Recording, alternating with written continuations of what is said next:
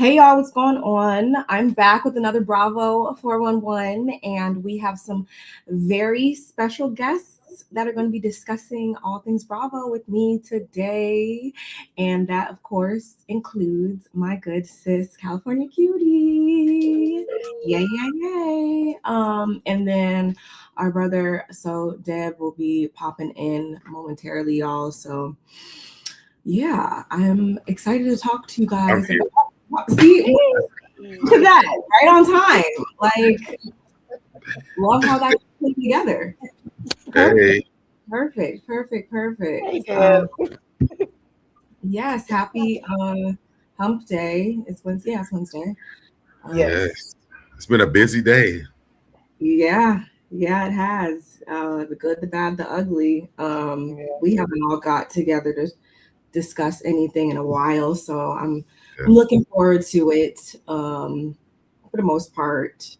And I mean, obviously, we all know, based on the headlines, if you guys don't know, we got some very terrible news this morning about someone who we've gotten to know their story through the lens of Bravo, through the lens of their mother being on The Real Housewives of Salt Lake City. I'll go ahead and share that now. 1 second. Okay. Yes. And as you guys see, Mary Cosby's son, Robert Jr., dead at 23. When I first saw this, I don't know about you guys, but I know I saw it and I sent it to you, Cutie, and I was like, no, there's no possible way. There's no, like, this is not true. Like, I couldn't wrap my head around it, because although we were introduced to his story on the show, like, I don't know, I just never thought that this would be where we'd end up. I was always telling myself that he was going to push through and, gain his sobriety, but unfortunately that's not what happened. Yeah, it's pretty devastating to hear this news, especially because that's her only son. We all watched him go from bad to worse, and then finally saying, I need help, or cry out for help, and his journey to coming out here to California, to come into one of our drug centers out here in Malibu, to now coming out of rehab, and then relapsing, and then I think he ended up getting arrested for what was that, for being violating his the protective order, the protective, where he can't see his wife, or a strange wife, because I don't even think they got divorced. I think she filed for divorce, but I don't think they were divorced. So yeah, and then that puts a lot on her plate, because she's the significant other. And I don't think they were. I mean, yeah, they were estranged, but I can only imagine if you guys haven't watched the show, for anyone who's listening, she also was dealing with her substance abuse issues in the beginning too. So they had originally both gone and got checked into rehab. We didn't hear, I don't think, anything more about where her journey led after rehab. But yes, they were headed towards divorce, and I can only imagine. And I know, Deb, you touched on this in your live earlier, and if you guys haven't watched, definitely go check out his video from earlier. It was actually in the middle of my Housewives of Atlanta when they had put this in my chat. I thought it was a different. Okay. I knew it, because I was in there and I didn't say anything. I was just in the bushes because I didn't want to throw you off. And then me and you were texting back and forth, Barb, and I was like, "Ooh, I don't want to interrupt his thing." And I knew it was going to happen anyway, because it's been happening, across the board. If people have been live and then you hear the news and somebody puts it in your chat, so I didn't think that Deb knew about it yet, because I know he would have stopped, drop, and roll to say something about it. When they put it in my chat, I was like, because I did Atlanta yesterday, so I was like, I already did this, so we can go ahead and cut it. And I realized that when I was actually going through the articles about them, when he got out of rehab, she stayed the wife Yeah. in rehab.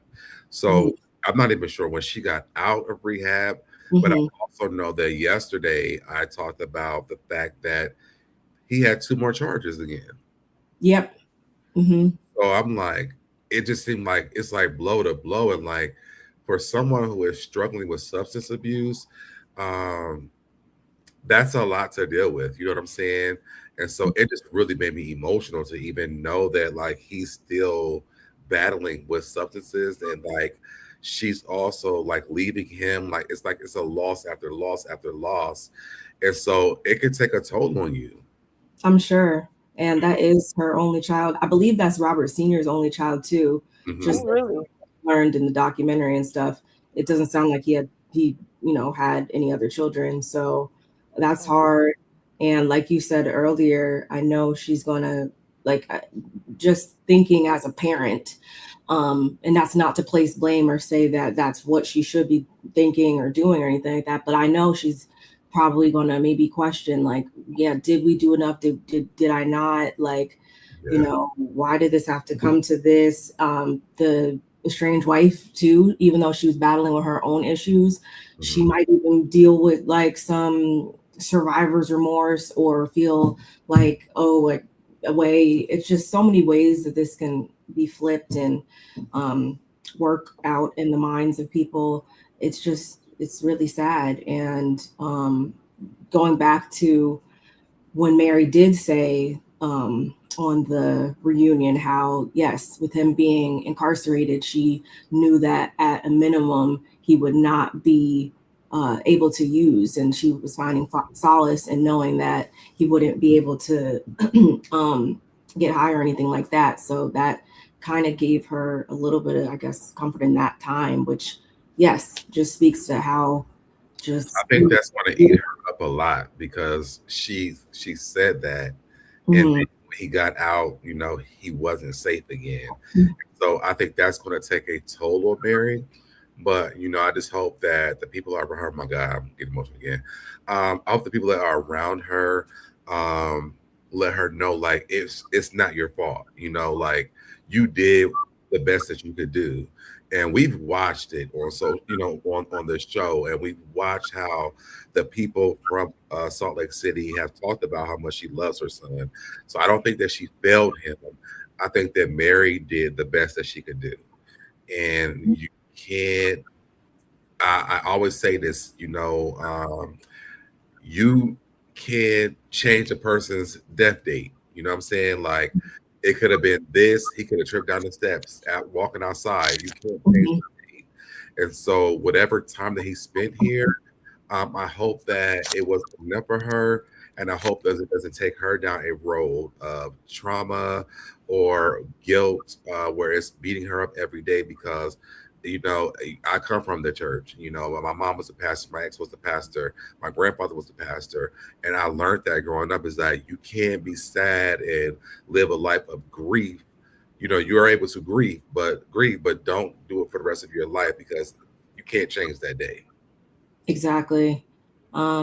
Yeah, I really hope she does lean into that type of thinking. And I do hope that she has the support of the individuals around her.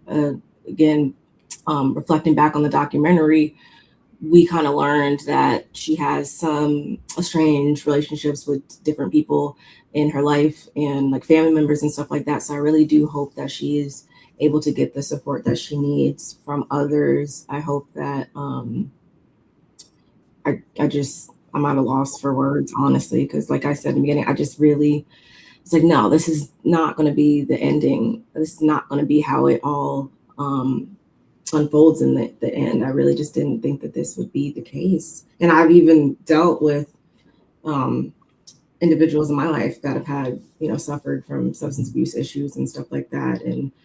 But I don't know. I just, I'm wondering if with the wife, if she was getting healed a little bit sooner or going through the whatever program, if it was really working for her, and that's why she had to put the restraining order on him, because he was, as as they call it, backsliding, Well, and they couldn't. said when she put it out there on him, then he thought that he could still go over there and see her after she put it on him. Remember, that's when Mary was like, I don't know why he was being delusional like that, but on the That's ring. because he's using.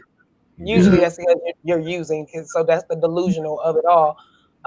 And so that's what I'm saying. So it feels like she was okay. She was getting better, and she couldn't. See, when y'all both in an addiction, you can't help each other. You got to help yourself.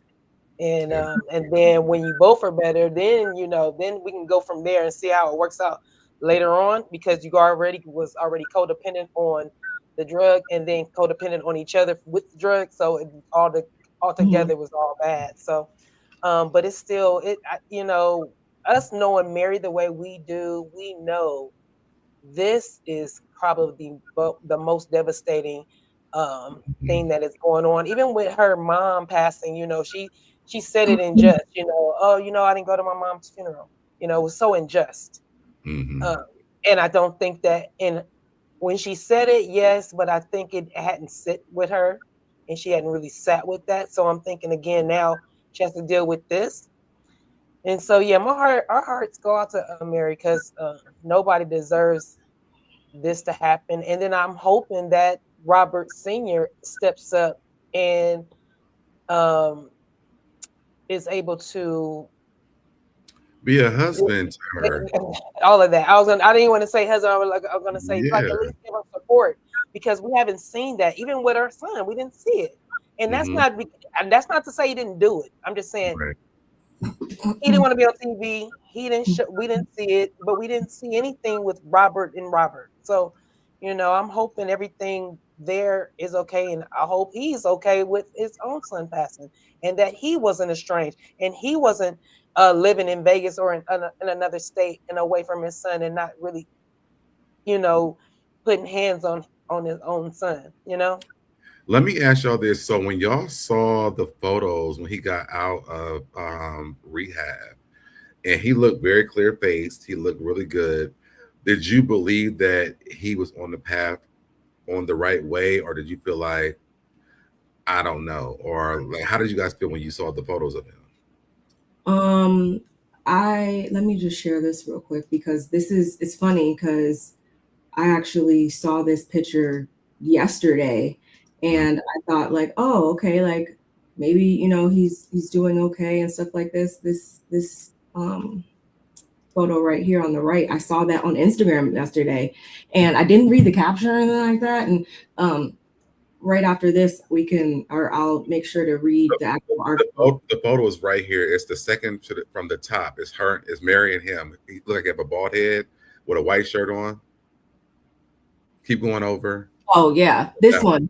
Yeah. Yeah, I mean, I was just, I guess, resting on faith that it was all going to work out for some reason, more than I was actually dissecting what I was seeing on like in the photos and stuff like that. I guess I was just so hopeful that he was going to, reach sobriety. That yeah. I think this is what he looks like when he's sober, because he had been, in rehab for so long. This is what Robert Jr. looks like when he's sober. And so she showed the picture. I was like, and I remember I watched this girl named Millie Chan, and shout out to her because I love watching her. I was like, I don't feel like he's out the gate yet. I feel like he just got out as a picture of him sober, but he still is struggling. And so let's see what he does after rehab. And when I heard that the wife was still there, I had I wasn't for sure if I felt that that was good for him to get out of rehab. I definitely knew it wasn't good. I'm sorry, sister. Go ahead. No, go ahead. I was just saying, I don't know how long he was in there, but if he did like a 90-day. It was 30 days, remember? 30 days not long enough. 30 days is not as long as how long he's been on his addiction is dang near how long he needs to be in rehab. And I mean like a serious rehab, like get it together. Like it needs to be more than 6 months. It needs to be like a full year. depending on what he was on and how, we don't even know what he was on. So, but nowadays with that fentanyl running around as rapid as it does and how it kills really quickly, yeah, you don't want to mess around with nothing. Like, and especially him being 23. 23. Mm-mm. Mm-mm. That's younger than my kid. He has so much more life to live, and I don't know. A lot of me wants to think about like what were the struggles that drove him to doing these things. Some kids do it out for fun, but I feel like he was dealing with something else that wasn't talked about. Yeah, it was. Can you imagine that when his mom got on this show, that everything that was already magnified at one time, that was his that Mary and his dad I can see are that. step grandparents, and or however it goes. But can you imagine you being the product of that, and when people are But I talking wonder about why it, they it's would. you? But I wonder why they wouldn't take a step back and look at that. If that's the case, because this is all. Because This he is was a. a kid. Because he No, was I'm a saying, kid. I but I'm mean, saying when they're on the show, why would they not take a step back? Because I mean, even Robert Senior left the show. We never see him again. So I just kind of wonder, like, if this is the issues that he was having, did they have these conversations? And if they didn't, would you assume that as his mother? Like, I just feel like there should have been more work done besides, okay, he needs to go to jail because at least he's going to stay alive. But like, what was the issue? Were we doing counseling? Like, were we digging into the actual issues of what was going on with Robert Jr.? Because I can tell you now, when he went to her church after he got the first time, and I'm like, he's high school right now. Like, I knew it immediately. Me too. And they were like all happy and praising him, like, y'all need to chill because this boy is high and he's at church right now. Mm-hmm. So y'all should rewind this back and like look at it. And then when Mary started talking about it, I'm like, well, thank God she is talking about it, because I know I've dealt with a lot of people who have used drugs in my life. And I praise God that I haven't been that person. facts. Because I could have been. It runs in my family. Oh But yeah. I'm glad that it wasn't me, and I might smoke a little weed sometimes. I might take a little edible, y'all know. But outside of that, like, I ain't going past that. Yeah. It's very rare for me, so yeah. I always thought, like, could that have been a part of the equation at some point? Because yeah, you got to think too, like, kids are mean, and kids can be mean sometimes when it comes to stuff like that, teenagers and stuff like that. Like, he could have potentially been like teased or something for how he came to be conceived and all of that. Like, so I always thought that maybe that might have something to do with it, where I mean, that's a lot to know that, yeah, your mom married to your grandpa. Like, yeah, that's a lot. So I don't feel like it's far-fetched for us to kind of think like, could it have been something like that? Could it have been? Because all he ever said on the show was life felt like it had no seasoning, or he said something about that. And when he does take the substances, it's like adding like some seasoning onto life. So his whole outlook on life was just very bleak. And also, yeah, going to a 30-day rehabilitation center and then just coming back to like the same environment and the same things. Yeah, it's going to probably just take you right back into that life. And did him and the wife have a kid together? Mm-mm. No. Okay. No kid. I wasn't sure. Yeah, but I mean, she was at the house so much, you would think they had children, because remember, she was over there a lot and in that room and stuff. And then, yeah, and it's crazy because you look at it like, well, unless you're there or in it, you never know, because people can. There's so many ways people can take this. They can be like, well, Mary enabled him, and she knew he was doing drugs. Like, unless you've been around a family member close to you, mom, dad, sister, brother, I mean, immediately, even your first cousin, like, unless it's somebody you really know, and I'm not talking about your homeboy, your homegirl. No, I'm not talking like that. I'm talking about somebody really that you really, really care about, that grew up with you, that you love dearly, and they get on drugs. It's scary. It's more than scary because not only because they're reckless, and Yeah. you're caring more about what's going to happen to them than they are. Maybe And dangerous is a better word. oh It's yeah, dangerous. yeah. Careless. They don't. It's not even careless, like you said. It's really like they're in a bad situation, and I really do feel like Robert has been in this bad situation for a long time. Probably once, probably since elementary school, maybe. And then just the dynamic of what happened with the church, with the mom and the grandmother, the when you look at the totality of it all, you're like, yeah, this baby was going through a lot. He was going through a lot. On top of being a PK, I mean that alone is a whole It, entire someone conversation. like Mary, especially, who's a very unique person. Yeah, individual, yeah, for Y'all, sure. y'all know I'm a PK, so Mm.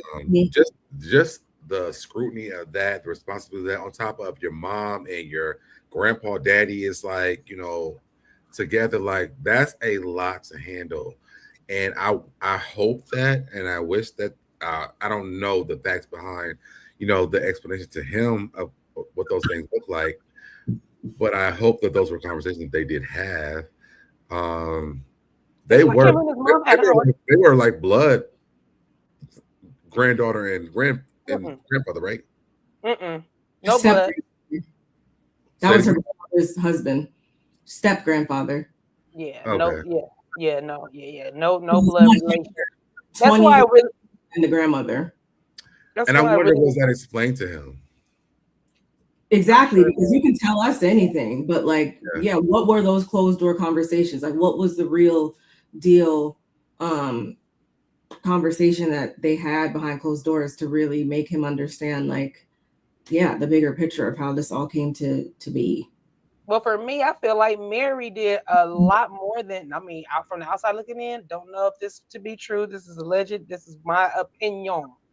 How I look at it, and then Mary is the like literally a Libra. The day after my birthday, we're like one day apart, right? So I literally try to get in her head and try to feel like, as a Libra, we're always out for making justice, the right thing to do, making people comfortable. We really care. It's not like an act. It's like we really, really care. We care. We care.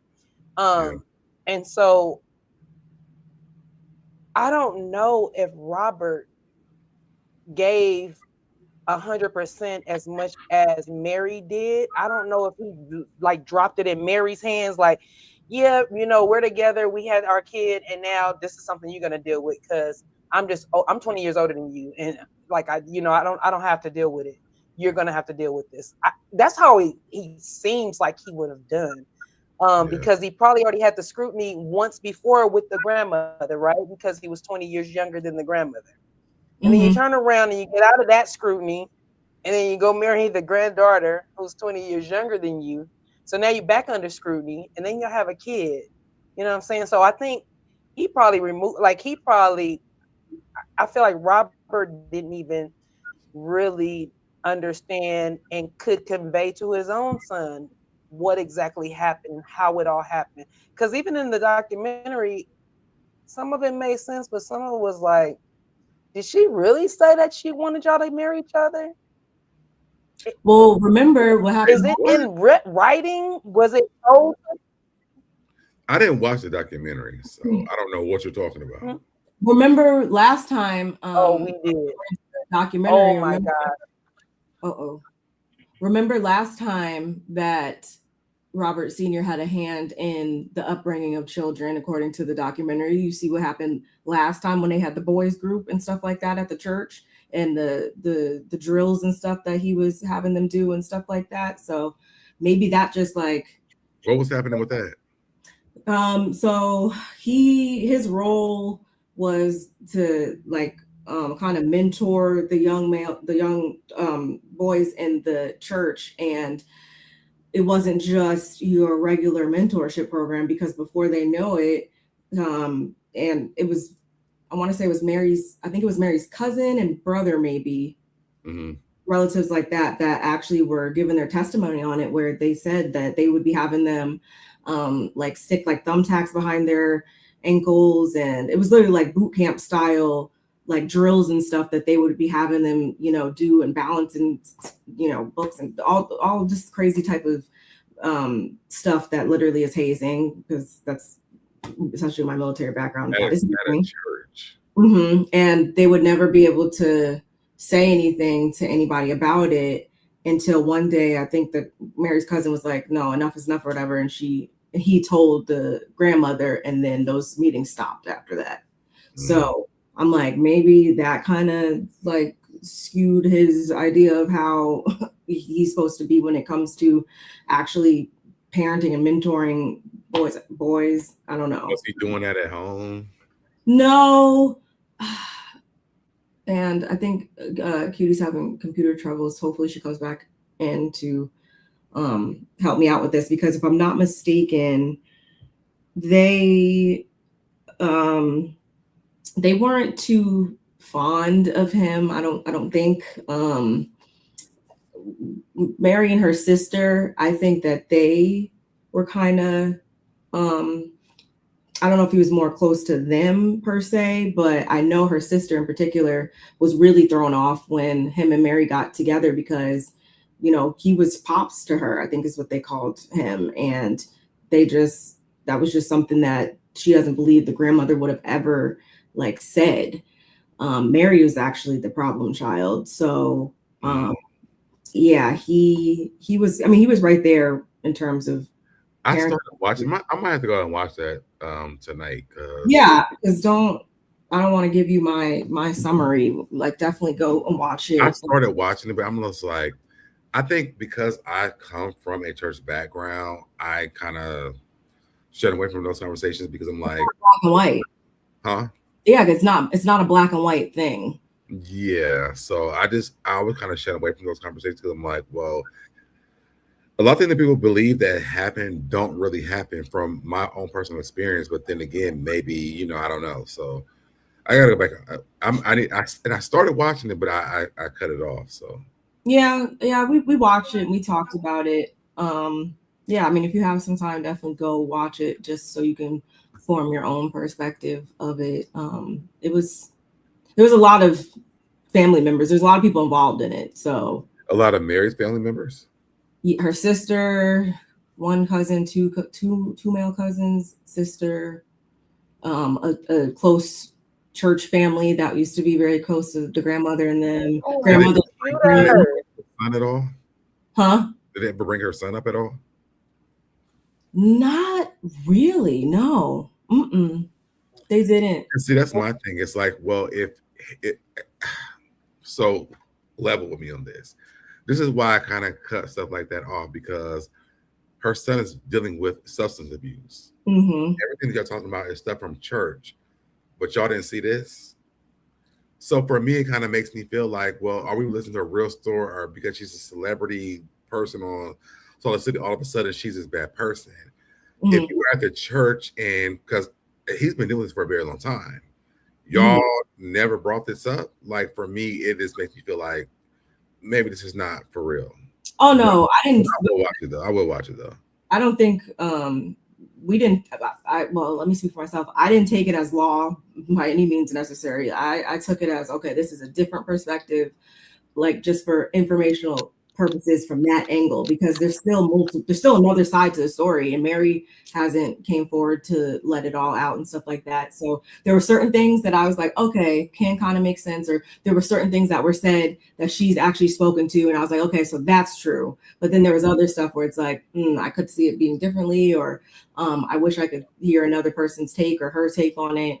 But all in all, and I did believe, especially in episode 1, I did appreciate how they gave us the whole background of her grandmother and how that she even landed in Salt Lake City. I think I saw that part, and if you say something, if you tell me what that was, I remember a little bit of that. Where was it? Where was it, Cutie? Was it they were in Indianapolis originally? Was it Indianapolis? Yes, I think it was Indianapolis. And then she like had like this calling that she's supposed to go to Salt Lake City, so she packed up the kids and they walked. Wait. Like really. It's where Prince is from, right? It's where Prince is from. Wherever Prince is from is where she packed up from. Was that Minneapolis? Yeah, maybe it was Minneapolis. And they I think yes, by bus. They like hitchhiked. They hitchhiked and got robbed. I didn't hear none of that. Oh yeah, I'm sorry. My computer was crackling, and it was so I had to pull myself off, and I'm just gonna keep myself off of camera for a little bit. But we could hear it crackling. Oh my God, it sounded like my computer was about to catch fire. I was like, okay, I don't want the light to mess up, so I pulled myself off, tried to pull myself off, and literally my daughter came in here. She was like, "What is that?" I was like, "I don't know. I don't know if it's coming through the computer. I didn't know, so I just like tried to pull myself off. I was trying to exit out and come back in. Yeah, but it's is it a laptop? Of course, it's a whack MacBook laptop that needs to be like. Did you feel the bottom of it? Oh, baby, I keep an ice pack underneath it. That's how much. That's how much I have to, because it will get hot. So literally, I thought maybe it was short circuiting from the ice pack. So I took the ice pack off. I put it on the floor. I think my daughter took it, but however, I thought that was coming through. So that's why I pulled myself off. But as far as, and I was trying to come in, Barb, I was like, yes, the documentary. In depth, I can't believe you didn't finish watching that. It actually was good. It does give a lot for you to form your own opinion, because it's almost like she Barb said, our good sis said, they didn't have Mary's point of view on there. It's just the other people. So Mary wasn't able to. I think that's what might have turned me off from that. I understand that. Content creators that they use clips and sound bites from that they didn't even get clearance to do. So I'm not looking at them completely ethical, the producers, but just again, so you can derive your own conclusions and stuff like that. I would take a look at it. It was pretty good. I mean, it just shed some light, just like I'm just gonna say this last part and then we can move on. Our sis Barb said, they did touch on some things that Mary had talked about, but when you hear it from their point of view, it kind of changes the dynamic of it all. So it was like, ooh, okay, that story was told. We do know about that, but it's one person's story from their perspective against Mary's perspective. And the way Mary's perspective, if you do watch it, you'll remember this story very well, because I'm sure you watched Salt Lake City from day one, Deb. When I tell you, when they bring the story up and it's repeated and I know you know this. Say it again. Is it about the person that they sold their house or something like that? No, nothing to do with no house selling. But it was actually something really traumatic, something very traumatic that happened. But when you hear it from the family members and from their perspective, and then you think about the way Mary presented it to, I'll just say she presented it to Wendy's. Wendy. Put it in the private chat because I need to know now. Put it in the private chat. Okay. And she presented it to Whitney's family. She told Whitney's kids a story. She told Whitney's kids a story about a car crash and somebody going over a cliff, or and that person, one of the people in the car was either ejected out of that car or perished. However, it was very she told it as a person that witnessed it, or even third party did, but not as a person that really knew this person. And for the family members, the way they told it was more like, yeah, she kind of said it like in jest, and not like somebody that's trying to tell the kids something, always wear your seatbelts, and always, it's a certain way you would talk if you was if you were hurt or if it affected you a certain kind of way, and the way she Compassion. presented it, yeah, the compassion was not there. And when that family member told that story, and we already heard her tell the story, yeah, it made me look at her a little different, and it made me look at a lot of the stories like, okay, maybe they're not lying, because this story came to us, and this story, the way he's telling it, sounds a little bit more believable. I'll say I gotta that. go So watch yeah, it because I don't even you know what gotta you're go talking watch about. it, bro. Yeah, I gotta go You watch got it. Yeah, you gotta watch it. All right, we sorry, y'all. I just had to, we had to get that out. Let me just read this real quick, because I didn't even do that. Sorry, y'all. And then, I mean, that's the only thing I got to say about it. And before you do that, y'all know y'all can comment in the chat, right? Oh yeah, we didn't even. Please, like, comment. Yes, we're streaming from all different places, y'all. So like us, share us, subscribe to us, comment, do all the different things in here. I mean, I see 46 people collectively watching. So at any moment, if you want to come out the bushes, we're waiting. It was a thumbs up, thumbs down, or say something, like put something in the chat. Works for me. Thumbs up or down. You just say hello to us. We don't bite. We don't bite, y'all. We love y'all. We love our subscribers and our followers and the people that's just joining and just finding us, or your first time, like, who are these people? We are nice people over here, okay? Right. Oh, I'm off camera because I can't get my front camera to come up. That's I was trying to do that. So I might come out of here. If I do, sis, just pull me back up. I'm my computer like literally won't bring my front camera up. It's giving me my MacBook camera. And okay. No. As of 11:20 a.m. So if I come out, just let me know. Okay. Mary Cosby and Robert Sr., they had released a statement. Our beloved son, Robert Jr., has been called home to the Lord. Though our hearts ache, we take comfort in God's promise and in knowing he is finally at peace. We're grateful for your prayers and trust in the Lord to carry us through this time of sorrow. That came at 11:20 a.m. And as you see, this is from TMZ. Robert died Monday in Utah. The cause of death is unclear, but police responded to a possible overdose, and it turned into a death investigation upon arrival. Police in Salt Lake City tell us they responded Monday night to a call for a full arrest / medical emergency for a 23-year-old male. We're told fire and paramedics were dispatched. His death comes only a couple months after Robert's wife, Alexiana Smokeoff, filed for a divorce. And yeah, I'll link this in the description box, of course, y'all, but I want to make sure I actually read it to you guys so you know the facts behind everything. I wanted to ask you something too. Excuse me. It said, let me make sure this is what it says before I respond to a call regarding and I heard that they're supposed to start, but they're not. They're going to pause filming. So it says, circumstances, Salt Lake City police responded to a call regarding a 23-year-old male in a potential full arrest / medical emergency. Mm-hmm.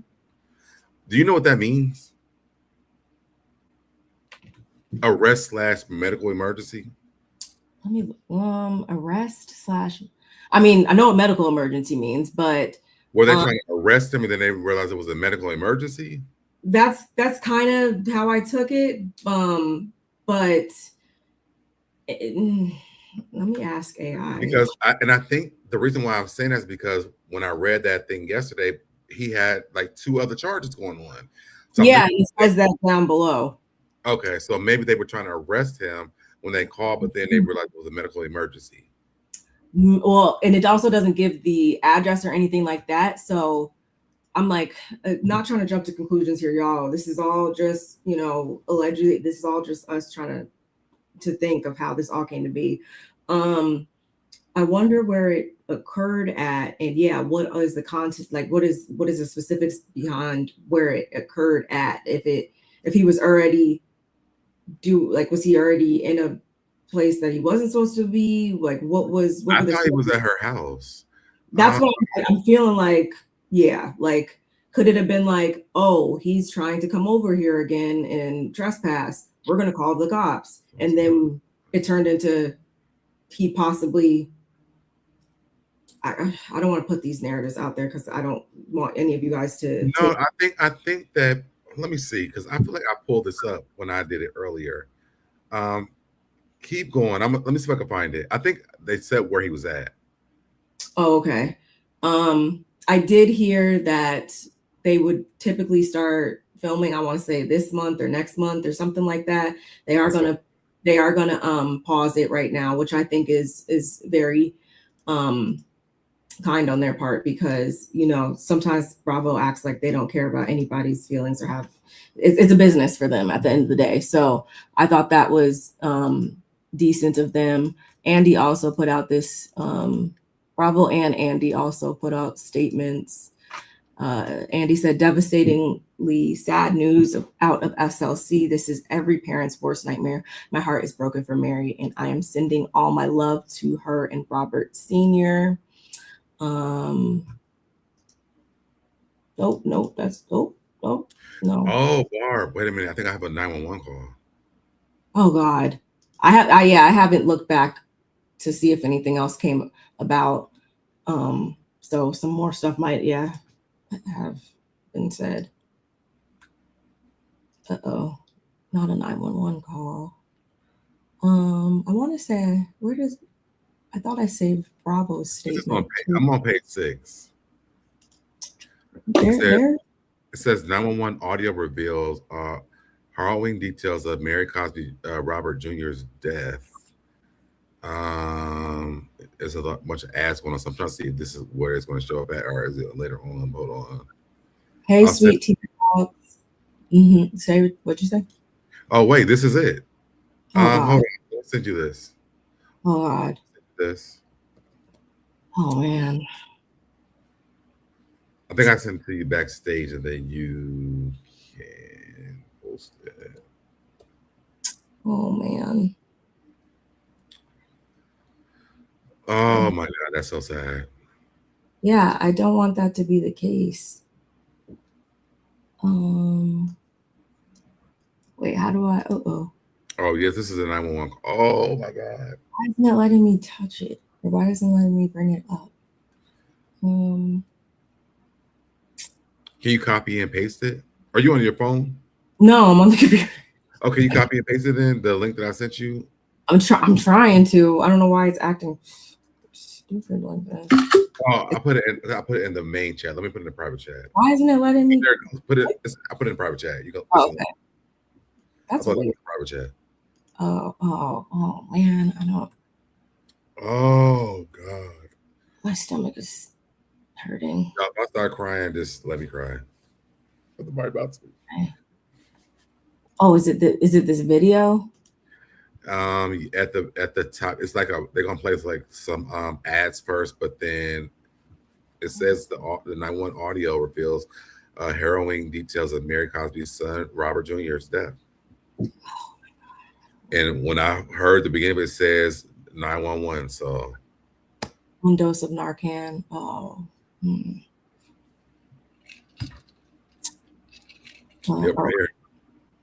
Breathing. 1 dose of Narcan has been given. Police have to call 3 units en route at 1816. Copy, thank you. 043.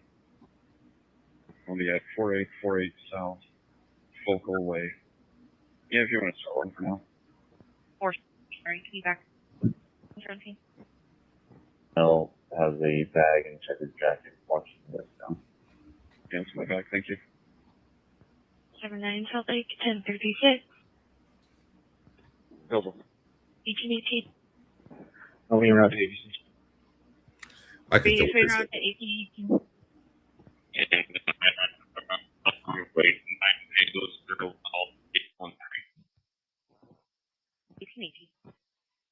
1819. Ambulance 109, can you show us an halftime, please? As well, 1819. You're on the right. The Class C loading up a semi. There were some people stopped in the right lane. 2 of them were out of the car. Couldn't get a trailer there to get some traffic control. I was on the lift and got asked. Location just 9 minutes ago. 36. Information still incoming. 45, I copy. I'll be 21. Can you HO in that vehicle? Can you tell what they're saying? 18. Trying to, but it's hard. Situation. Medic got 2 right. Give you a GTA and hospital for you. Oh, 788. I took that one last week. Northbound. 8 Alpha Uniform 323. Occupied 1. All fire units on deck fire channel 1. Be advised, Permanent Hospitals to be on a full ambulance for the next 6 hours. Information now from BT22. Control 267. 1822. Travel you're in. Like direction of travel. Right at the intersection facing southbound. Or to be in the number 1 lane. Just right next to the turn lanes. I copy, thank you. Attempt to locate 1823. South. Look approximately 1 hour ago in a 2009 Silver Pontiac. They threatened to overdose on Foothill, negative weapons. I heard overdose. Locate a suicidal subject on South Jordan, 1990. They left from 3 Nicholas Lane, 9655 South. 6 units, code 4 check. They left the area of 1753 Nicholas Lane, 9655 South, approximately an hour ago in a 2009 5. They left threatening to overdose on Foothill, negative weapons involved. This is an attempt to locate a suicidal subject out of South Jordan at 1825. Place to 16 meters, 38.7 south, and a 5335 west. No history for the phone number, and no contact. Liquid birthday. 6. All units attempt to locate a suicidal subject out of South Jordan. Subject's going to be Tyler Quintero. Date of birth 4/3 of 1990. Left the address of 1763 Nichols Lane, which is 9655 South. Apparently he threatened to overdose on Foothill. 1827. 1827. 46. I can call on 058. 146. I got that 21 at 1827. Yeah, suites, local golf 86, 4 Fox Delta. 46. That's 33. And saying that he's being aggressive as well. He wants to start heat. 3 Nichols Lane, 9655 South, about an hour ago. Negative weapons. You're going to have to locate at 1829. Okay. Attention 118 and Medic Ambulance 118. Respond to full arrest at 3854 West 5400 South. Respond on deck fire 3. Medic Engine 118 and Medic Ambulance 118. Respond to full arrest at 3854 West 5400 South. Respond on deck fire 3 at time of 1830 West 5400 South. Complainant is with a patient who passed out and is not breathing normally. 1831. Locate the suicidal suspect out of South Jordan Reach. McDonald's? Looks like it's just north of the McDonald's on the other side of the Mr. Car Wash near the adult probation. Clear and respond on an accident with injuries at 4000 West 4700 South. Respond on channel 2. Became 30. Come on, I'll advise them further. It's also going to be a gray Chevy Malibu versus a white Ford truck. 72 now. 30. President General and Diamond CRT. And a broadcast. 1830. 142, 1833. Go ahead.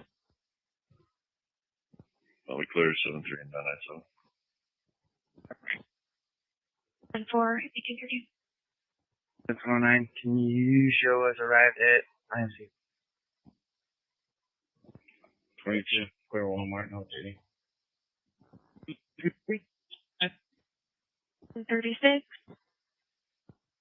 M8. Copy 1835. Which is the like code 4 checks out there. Negative suspendings.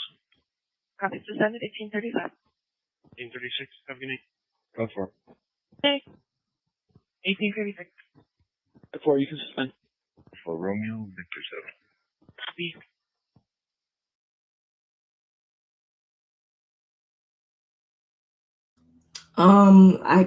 I gotta listen to that like again because like I heard some things and then it was kind of fuzzy in certain parts. So it sounds like there was a big. You're muted still.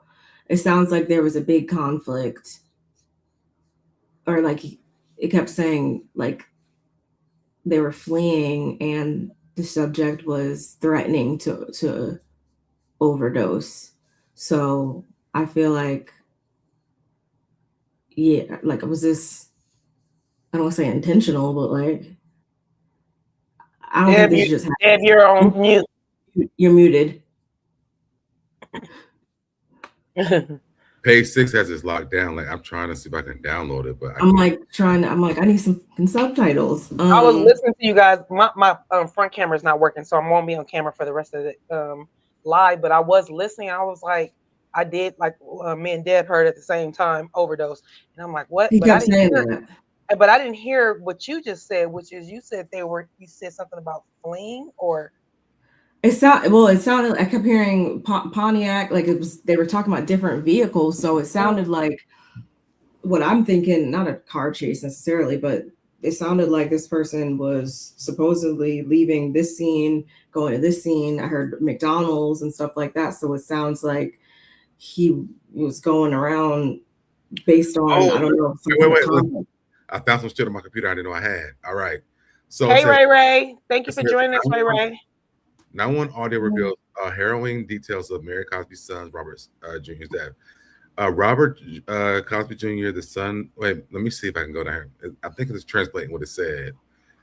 Because I'm like, I could not pick up enough to like really. I'm not in that dark place. Is that on? Let me see if that's on here first. I was looking, I didn't see.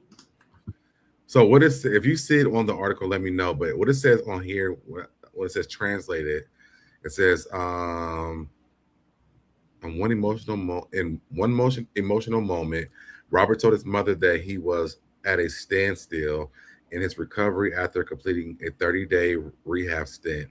I'm not in that dark place, but like it's still there, if that makes sense. He said, explaining that he is struggling without the ritual. Robert's relapse was is this in here? I want to make sure I'm not reading. Yeah, it is. But okay. That doesn't say, the only thing it said was at the top that I just scrolled past it. It only said dispatched, responded to an overdose. What's the ritual? Hold on, where I just saw. I literally just saw what I was about to freaking say. Where did it go?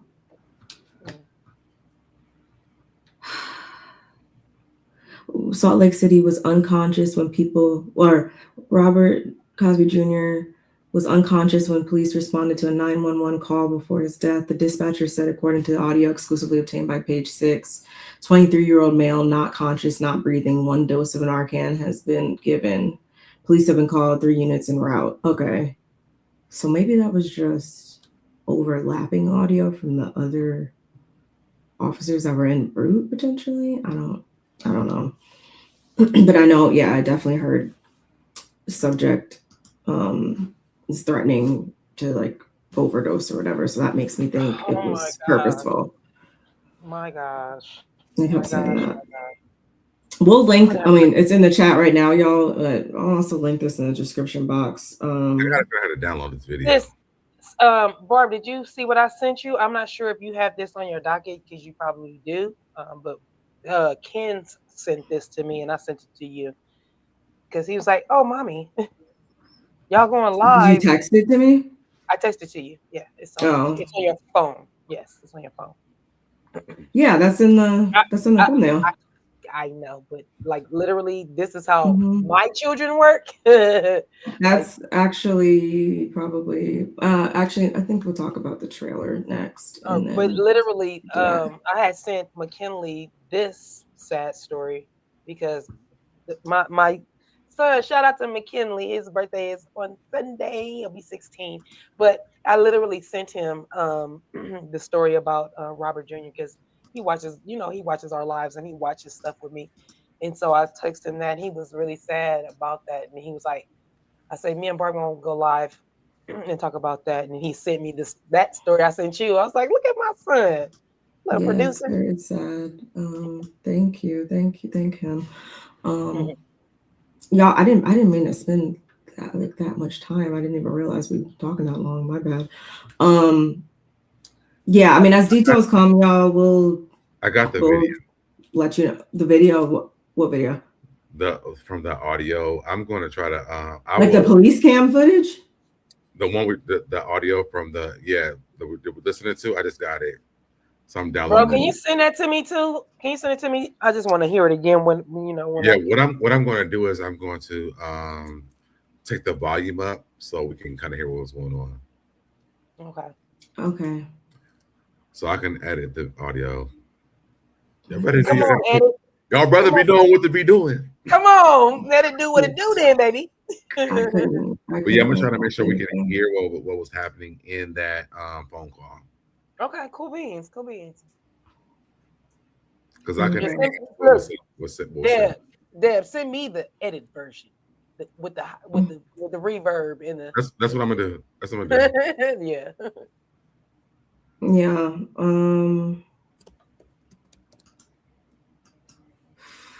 Where's my?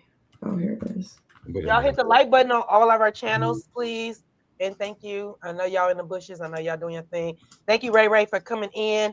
I appreciate you. And if you guys are not following Ray all day, she is a content creator as well. Oh, I know Ray all day from somewhere. I know you know Ray all day. She's been with Ray. She been with Princess. That's how I know Ray because she's been with us for a long time. Ray come home and talk, and now she got her own channel and she does I gotta subscribe. All the housewives and stuff. Yes, please subscribe to her because she gets really good content, and we live near each other. We're not even 20 minutes away from each other. So that's my girl. You guys go ahead and follow her. Please do. Yes. I would definitely do that. While you do that, let's move on to this reunion. You're welcome, my love. The Real Housewives of Atlanta, y'all. They came out with their trailer for season 17. And I mean, it's probably an unpopular opinion, and I hate that I feel like this, but I wasn't excited for the season. Like, I'm not. Like, okay, I'm not going to watch it, but I don't know. I guess it's the particular people that are on the cast right now that just, I don't know. It's not moving me. It's not moving me. There's certain. Do you think Portia is going to be a lesbian? I mean, according to Instagram, I mean, hey, that's what she keeps posting about. Portia has had a different relationship every season for the last at least. This is true. Seasons, and it's been with a different person. So we done moved from men, from America. No, from her husband. From the husband. We went to a baby daddy. To somebody else's husband. So now we over here to a lesbian. Now she eating cat. I don't think that Portia. I don't feel like we're gonna get Portia eating cat next season. That's what I'm saying. It's always, we never get like down to it with her. I don't care about Shamia's storyline. I don't. Drew, I can take or leave. Like, it's Phaedra. No. Cool with Drew. No. Phaedra's a no. So Phaedra is an absolute no for me. Phaedra is a no. We all can agree on that one because she gotta, with Phaedra, she always gotta get on somebody else's coattail. So literally, we already know y'all know she about to get right up on freaking frack. So she gonna play on freaking frack right now. So because this right now she don't have nothing, right? So she'll be able to because she's allowed and Pinky is on her ass. Wait, who? K. Michelle and Pinky is on her ass. Okay, good. She can't do it this season. Thank you. Okay. And so wait a minute. So the lady with the blonde. Oh, I know we're about to watch the trailer.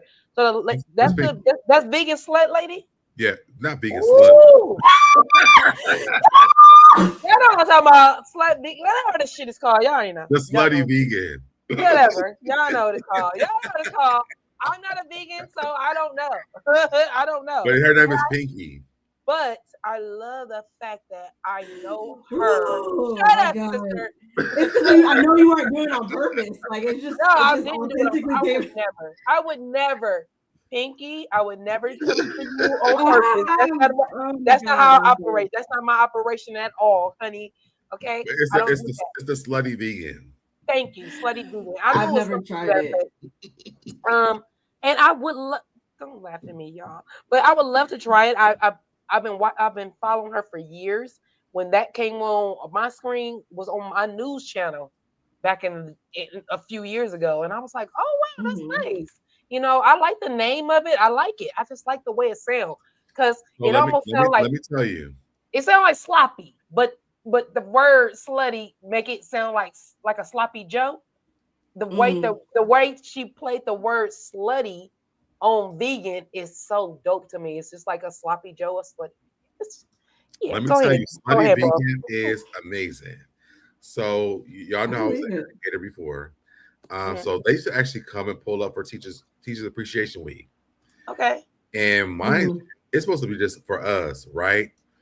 That van rides down the street. People are following that van. And so they had to push them people to the back so we get our food to go back into the bed with the kids. But like wherever that van goes, then people are following that van. And it's like an ice cream truck. She has a restaurant as well, which is I've seen that. It's all the way around the building, so like it's hard to even get there. Thank God that she pulls up to the school because when I tell you, it was one of the most amazing experiences I ever had in my life. And I don't eat vegan food, but I would from there if I'd have to fight to get it. That makes sense. It's on my to be visited, but I just I love the business of it all. I love when we have the business women on these shows that are all about their coin and their business. But I just, like I said, I'd be lying if I said I wasn't like, okay, I'm going to tune in regardless. But I love it when me and my sister are like, we're not on polar opposites because like literally I only watched the trailer today. I listened to other people play the trailer, like shout out to Brooke Ashley, shout out to Bondi Blue. So I listened to them play it. I played it yesterday too. Yeah, shout out to So Dad, the best brother on YouTube channels on the streets. You understand what I'm saying? But literally, I only got to listen to it, so I didn't get a visual. So today, when I got the visual, first of all, let's start with here. The reason why I think my sister is not interested in the damn show is because y'all didn't even give us a real. Should we start there? Yeah, they didn't give us a real. Should we start there then? So let's start there. You go ahead, sister. I'm gonna let you have the floor. It's your world. I'm just living in it. Yeah, I mean, right off the bat, when I saw that, I was pissed because the photo shoot, the cast photo last season wasn't nice either. So for them to then just show us the same thing with Pinky and K Michelle just thrown in there, and technically speaking, this is a different look that Phaedra has than what she had last season. But all in all, I didn't like these looks last season. Shamia's look especially hated it. I want them to go back to. You mean Fantasia's look? Go ahead. I want them to go back to. Oh, oops! I have this up here. My bad. I want them to go back to showing us. I want them to go back to how they used to do cast photos. I actually like that cast photo though. I mean, it's not minus Shamia's look. It's not this bad for something else. I want my sister. It's not bad, but here's the thing. First of all, like I said in somebody's chat yesterday, why is Phaedra touching a Michael Jackson Thriller cub? Why we gotta have her touching the cub? Like literally, where we at? What are Wow, y'all so doing? that's K Michelle. Wait, who? Okay, Michelle. my bad. Why is she down My there bad. with the tiger? Okay, why is Is she that a touching cheetah? the damn tiger? I was like, Is that a what? cheetah? What in I the think it's a Thriller cheetah. album are I we think it's a doing leopard. right here? Is it What are we leopard or doing? cheetah? I can't leopard. see. It's a leopard. Okay, leopards. Yeah, you're right. Those are The Oh yeah, leopards. cheetahs that's are smaller. the spot. Cheetahs are smaller. Yeah. However, Leopard. I just feel like you guys threw this together, and not that But it's I bad. think that's a theme though, because you can see that Cynthia, Angela, Shamia, they all have the leopard print on. So I think this is part of the, and also K Michelle. Whoever, first of all, that's not even K Michelle, because I don't know who that person is. That's that leopard. That's not K Michelle. That's K Michelle. That's Kimberly. To be honest about this entire situation, that is fake Michelle, because that's not K Michelle. Hello. All I'm saying is AI generated picture for our cast photo, and then we got to look at pictures of some of our favorites in last year's gear, in last season's gear. That's Have they always done that? I feel like that's been. I feel like that's only been done for like the last like couple years though. Atlanta? No, like they've done it for New York. They've done it for Salt Lake City. Like they've done it, but I feel like that's only something they started doing in the last like 3 or 4 like years. Because the year it used to be a new one every year. They did one last year, but the year before that they had a whole different look. Oh yeah. They was on the construction. They look like that was at Soul Train. Oh my god, like Soul Train. So like I literally remember. I love this look though for them though. I love. I'm not loving it. It's okay. It's because for me, I want some new shit. I want some new shit, like Missy Elliott. Well, they got to do some new shit first. Like, let them do some new shit before we get some new shit from them, because I'm not wasting new photo shoot on some people that throw some old shit. Okay. Hello, y'all. All right. From God, I mean from and they also need to remove that person on the left. Oh yeah, I could crop her right out immediately. Remove the person from the left, and then let's talk about it. Like I'm so not looking forward to her or Shamia, especially like. And take Shamia out too. Yes, I'm agree with that too. Like absolutely, I like Angela, but you know she and we'll get into it here in a minute with the trailer. It's nothing that's really making me be like, whoa, I'm on the edge of my seat. Can't wait for this to air. Well, maybe I hate that I feel like that. What would make me whoa is like if they got rid of Phaedra in mid-season. That's never happening again. Unfortunately, she's there for a long time, y'all. She's gonna be there for a long time. It's so unfortunate, and I can't stand the people that actually allow that to happen. I don't know what you guys see in her storyline, but it's never there. Like she doesn't give anything real. I wonder if K Michelle is her only season or not. I'm happy that K Michelle and Pinky don't like her. I'm gonna be all the way honest with this part.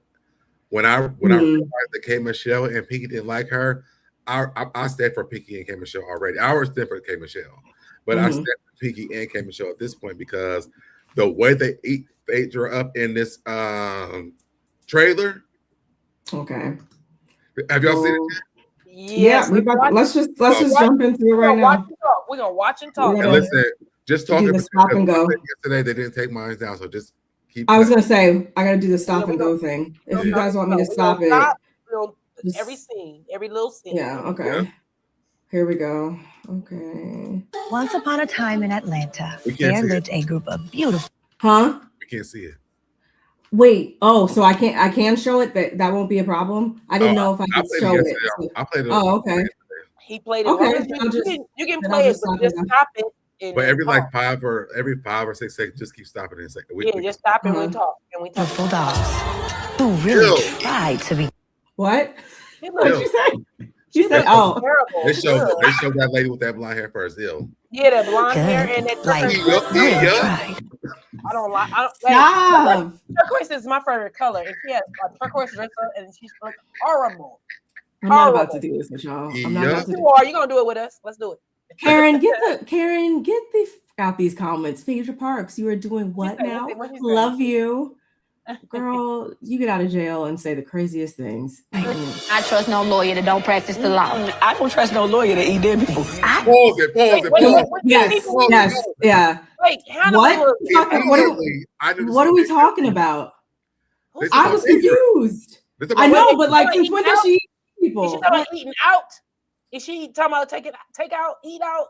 We don't know, but whatever she's talking about, I have questions. Whatever she's talking about, Phaedra, who cares? As long as the energy is on Phaedra, I'm good with it. I mean, yeah, because you know why? Right. You know why? They gonna hold her feet to the fire because she always sit on everybody. She been skating. And I'm glad that she started to she's like, I eat people. Yes, bitch, you eat people. Yeah, you. Wait, what is this? What is this look? Okay, anyway. Ugly. I eat dead people, but spilling tea is their fate. Pause it, because you know the funeral home stuff. Yeah. So that's why. But like, I'm still confused. Eat the dead people? Like, I mean, they might be talking a little shit, but it's okay. It's fine. Ultimately, it's about her. I was so confused. As much as I don't like Phaedra, she making money off them dead. Never mind. But let's add it all together. So I want somebody who's actually practicing law, somebody to eat dead people, and win a case. Win a case.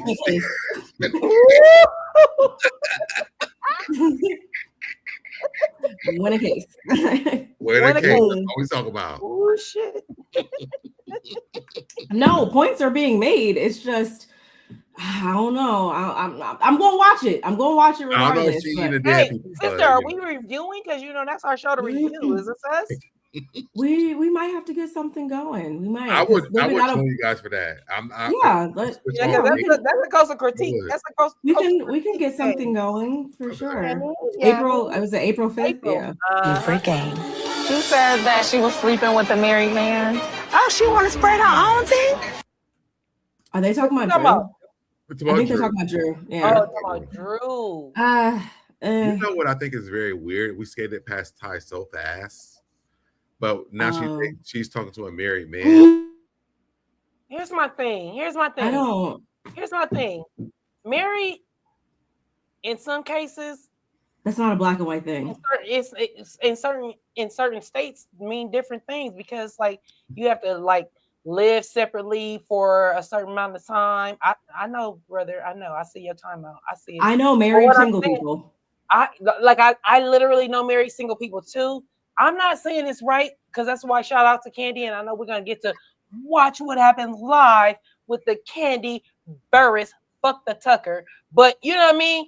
What I'm saying is I like the fact that some people do honor and respect their vows to the point where they don't step out when they are separated or in a divorce court or whatever the case is.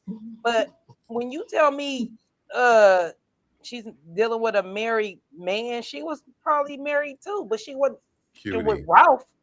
Cutie. I don't even care. I just don't care. Like she gonna do what she wanna do. Look who is saying this. Okay, brother. I thought you was trying to be on. I thought you was trying to diss Drew. Look who's saying it. This is woman who stole a married man. Are we gonna listen to Portia talk about Drew dating a married man? You stole a whole married man, bitch. Like, what do you mean? Yikes. I'm not listening to Portia about Drew still a married man. Baby, you married you stole a whole married man, took his money, and now you a lesbian. Like, we're not doing that.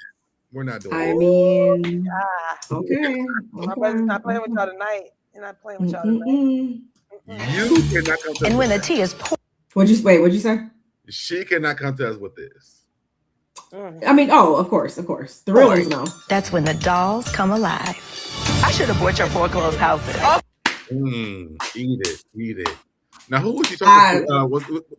She's talking about Angela. Yeah, remember she had those like 4 or 5 houses that were doing nothing but costing her money. I'm loving the energy. I want to know where it's coming from, but I mean, ultimately, yeah, you did have those houses, Angela, and that's, I mean, anyway.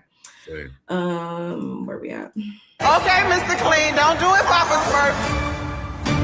So many people are going up for that. I love that Papa Smurf, Mr. Clean. Eat it, Angela. Eat it. Mr. Clean. I mean, it was crazy. Mr. Clean was a good read. It was that crazy. That was a great read. That's why I said it was crazy. Like, ooh, yikes. I appreciate Angela's contributions, but okay. This season on The Real Housewives of Atlanta. We the richest bitch you ever seen in your goddamn life. I'm already annoyed. You gotta watch Phaedra and Portia be sluts. I don't want to see that. I don't want to see that. I don't either. Get on my nerve because they're gonna be grabbing on Portia's ass and shit like that. They're two bottom feeders, two fucking bottom feeders that feed off each other, and so they think and all that slapping hands and grabbing asses and shit. Just go fuck somewhere real quick so y'all can get that shit over with, because y'all get on my nerve. Y'all really get on my nerve. It's like go handle it. Portia Sway, she could have ate Phaedra's box and stuff. She came out like she was trying to do with Kandi, and we could have been done with this. Hold on, I clicked out of it. Yeah. I'm gonna tell you, all season, I'm not here for Phaedra. I'm not. And I'm gonna allow it because I never, except for her on Traders, that's the only time I was able to digest her. I hated her on Traders too. I hated the fact that she lives in Atlanta. I hate everything that Phaedra does. I don't like it. I only watched Traders this last season, so I got to go back, and so I didn't even know she was on Traders, and I will go watch. Busy got me to watch Traders. I actually watched. I love Traders. No, Traders is my shit. I love Traders. Traders is my stuff. Yeah, I love it. I love it. I hope I get to see somebody that I know on it. I really do. People kept talking about Candace Shout on out there. to people that I know that I hope that be on it. Although, let me see if I would like Candace on Traders. You ain't gonna do me like that, sis. Now, let me tell y'all something. Where's your body is so giving right here. Like, look at Phaedra's face. Wait, Phaedra is good for giving crazy. That's all she gives. It's a thin space. If y'all don't know, because I'm from the West Coast, that's Thiz face. You know when E40 say Thiz face, that's the face right there. That's it. That's the Thiz face. That's the I'm gonna play in y'all's faces, not give you my real life face. I make all my YouTube my thumb marks like that because y'all love Phaedra so much. I'm gonna make my picture all the time. Who love her so much? Y'all, no, not y'all on here, but the people who love Phaedra so much. I'm be like, y'all better love my videos because y'all love Phaedra. Look like this, all she do. Right. Portia's body does look good though. I can't lie about that. Yes, he has. Tell me how expensive I am right now. $180,000. I know your hair is looking whack. That hair is not expensive. That hair is giving. You know when on Dreamgirls when the girls turned their wig around and was like, let's do it this, yeah. Turn it to the back. It looked like she turned her wig and was like, I'm going with this, bitch. No. The only reason why I cannot hate on Shamia is because me and Busy married in real life, and she's really a good. Like I believe it. I believe it. I like Shamia. No, I like Shamia. I actually I know my sister doesn't, but I actually like Shamia. I feel like she got a little raw deal in the way she was presented, not when she was presented to us on camera, because we've been seeing Shamia a long time ago, been on our Roa, been on there. But when she became a cast member, I don't know why she dumbed down herself. That's Shamia. Like what you see on this show is Shamia. Yeah, she dumbed down herself. And she's really fun and quirky. I think she dumps herself down for Portia. That's what I'm talking about. Okay. But that's what I'm talking about. I'm saying I don't know why she dumbed down. She's the only person she can dumb down herself for is Portia. Like, okay, you know what, Portia, this is your show. I'm not gonna come in and she didn't literally probably say that to Portia, but in her head, they're not friends anymore. So hopefully that changes. But she shouldn't have did that. She should have just came in as Shamia. Come in if you and Portia are beefing, if you and Portia got an underlying whatever it is, don't dumb yourself down. Just be Shamia. And if the chips will fall where they may, and then you just deal with it. And especially because they had mother beef issues. Now that's some old other level shit right there. But you that was know, their mother's problem. That was not their problem. And Portia should hey, never made that a problem. Bro, look at here. Looky here. That's just like your mom and her sister are having a beef, and then the kids be involved. It's the same shit. So, but Shamia's mother said that that's not y'all's issue. That's our issue. You can say that all day, brother. I believe what she said. Yeah, you can say that, but it does. So, yes. But you're gonna talk to your mom. But you're gonna talk to your mom. This issue before Shamia came onto this show. No, that's not a new issue. I didn't say that was a new issue. I said they had multiple issues going on, and when you add the fact that their moms are not getting along, and you're both close to your mother, but you're still trying to have this friendship against your mom. Shamia's telling her mom, "Okay, mom, I understand where you're going." And I hear what you're saying, but you're trying to understand. Shamia's probably like, but that's still my friend. And then Portia's probably doing the same thing. And then they're trying to come together and be friends when they're both trying to appease their parent. That has to be a little bit of stress. I'm not saying that it is a total, that's the whole friendship, but that does weigh on you. Even with, like I said, if my mom and her twin are having a problem, and if my mom and her twin are having a problem, that's your mom's twin. That's different. That's your mom's twin. But that's what I said. Depending on how close they are, it still it depends on the friendship, how close they were, and what the friendship was, and how long it was. Because let me tell you why this is. To me, I understand it. Kandi Burruss says she knew this was a real relationship, friendship. Wait, Kandi Burruss said that what was a real relationship? Portia and Portia was not a real friendship. Oh, not. We all knew that. And when Kandi Burruss said this, because if Kandi could be around Portia, hands down to the fact that Shamia and Portia got issues, and they have issues, and it's nonstop. They were never really real friends. So I think that Shamia thought she was a friend of Portia's, but Portia is an opportunist person. I mean, we have seen this. She's dating a woman right now, so we know the type of person is. Yeah. So I think that what Kandi is saying is very true, and Shamia should understand that a real friend is not on this cast right now. And baby, deal with your lesbian new friend, your temporary lesbian friend, and then hopefully she'll come back and be a friend of yours. I mean, she's friends with a girl who almost took her whole career down. So Okay, brother. Let's get back to the. I'm gonna stay on Facebook all season. Atlanta is Black Hollywood. Andretta 2000. Why was that a part of the trailer with Phaedra blowing it to a flute? Because it looked like a freaking penis. It's shaped like a penis. It looks like a penis, and I don't know why they do that.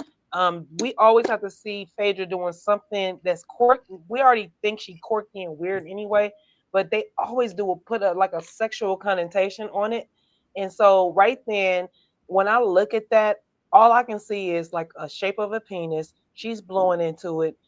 I do recall Phaedra. What was she doing? Chakras, or what was she doing? She was trying to get sexual stuff.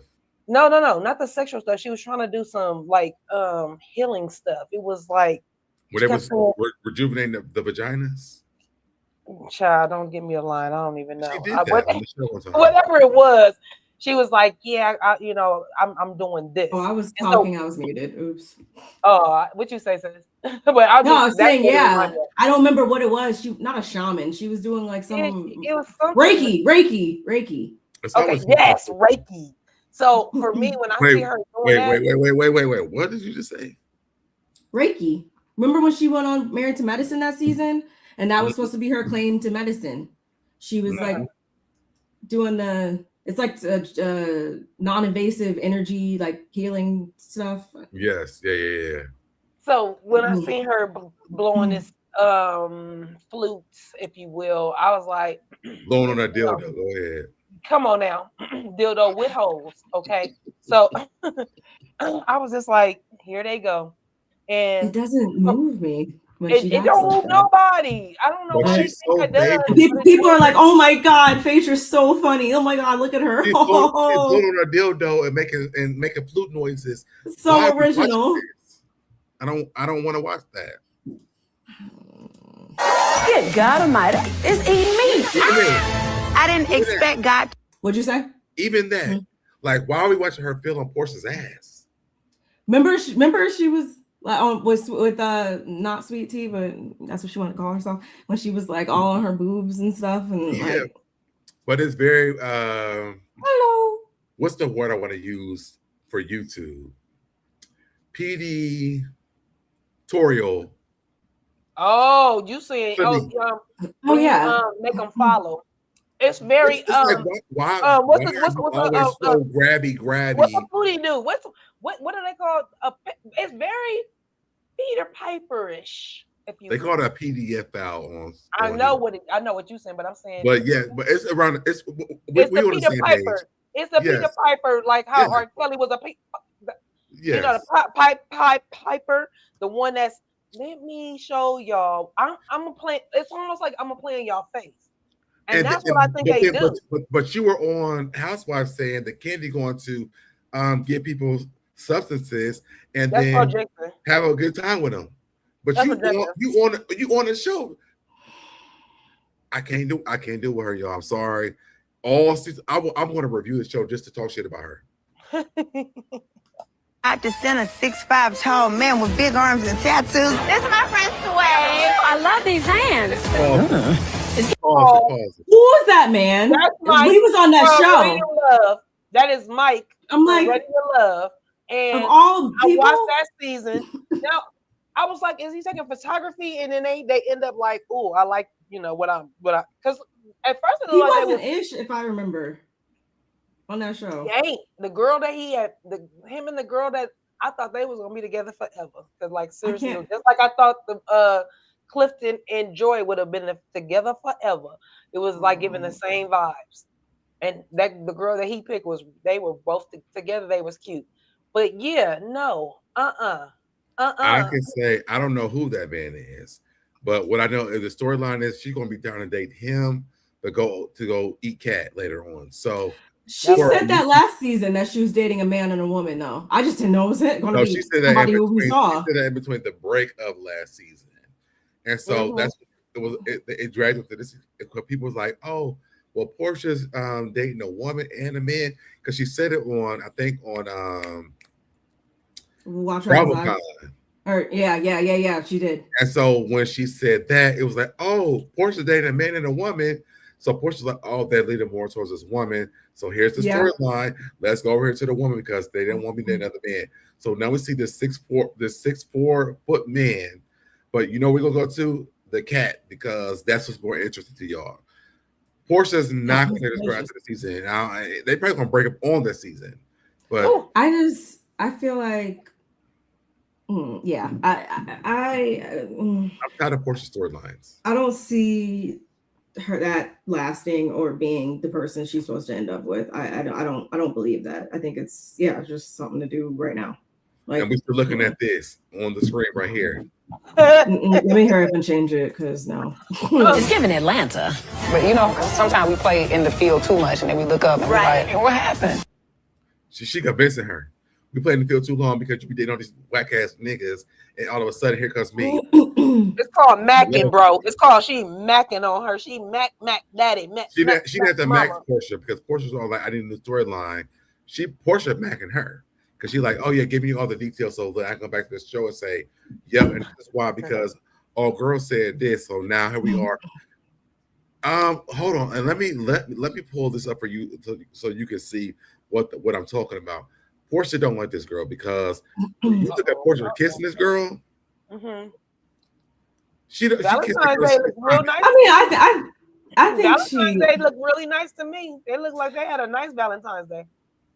If I was gonna put her with a girl, though, I feel like no, I don't see her like wanting to be with like a stud or anything like that. I would see her wanting to be with like a more feminine. Where's it at? Girl, if she was. So that's why I would. That's really? if she's gonna go that route, yeah. You don't think she would be the most feminine? I mean, I mean, when what was the Erica Mena and Santana, whatever, I can't think of the girl name. Santana. Yeah, Sin, I could see her being more with the family. They were a beautiful couple. I was like, ooh, y'all honestly. Like y'all pretty. Can you pull this up? Hold on. Did you put it in the chat? It's yeah. What is this? Add. Why isn't it letting me add it? Oh, hold on. I'll just stop sharing that. That's why. Tell me that. Does she really want to kiss that girl for real? I don't think it has to do with her not like. I think she is attracted to women, but I don't think she would. I don't see this. Vaginas.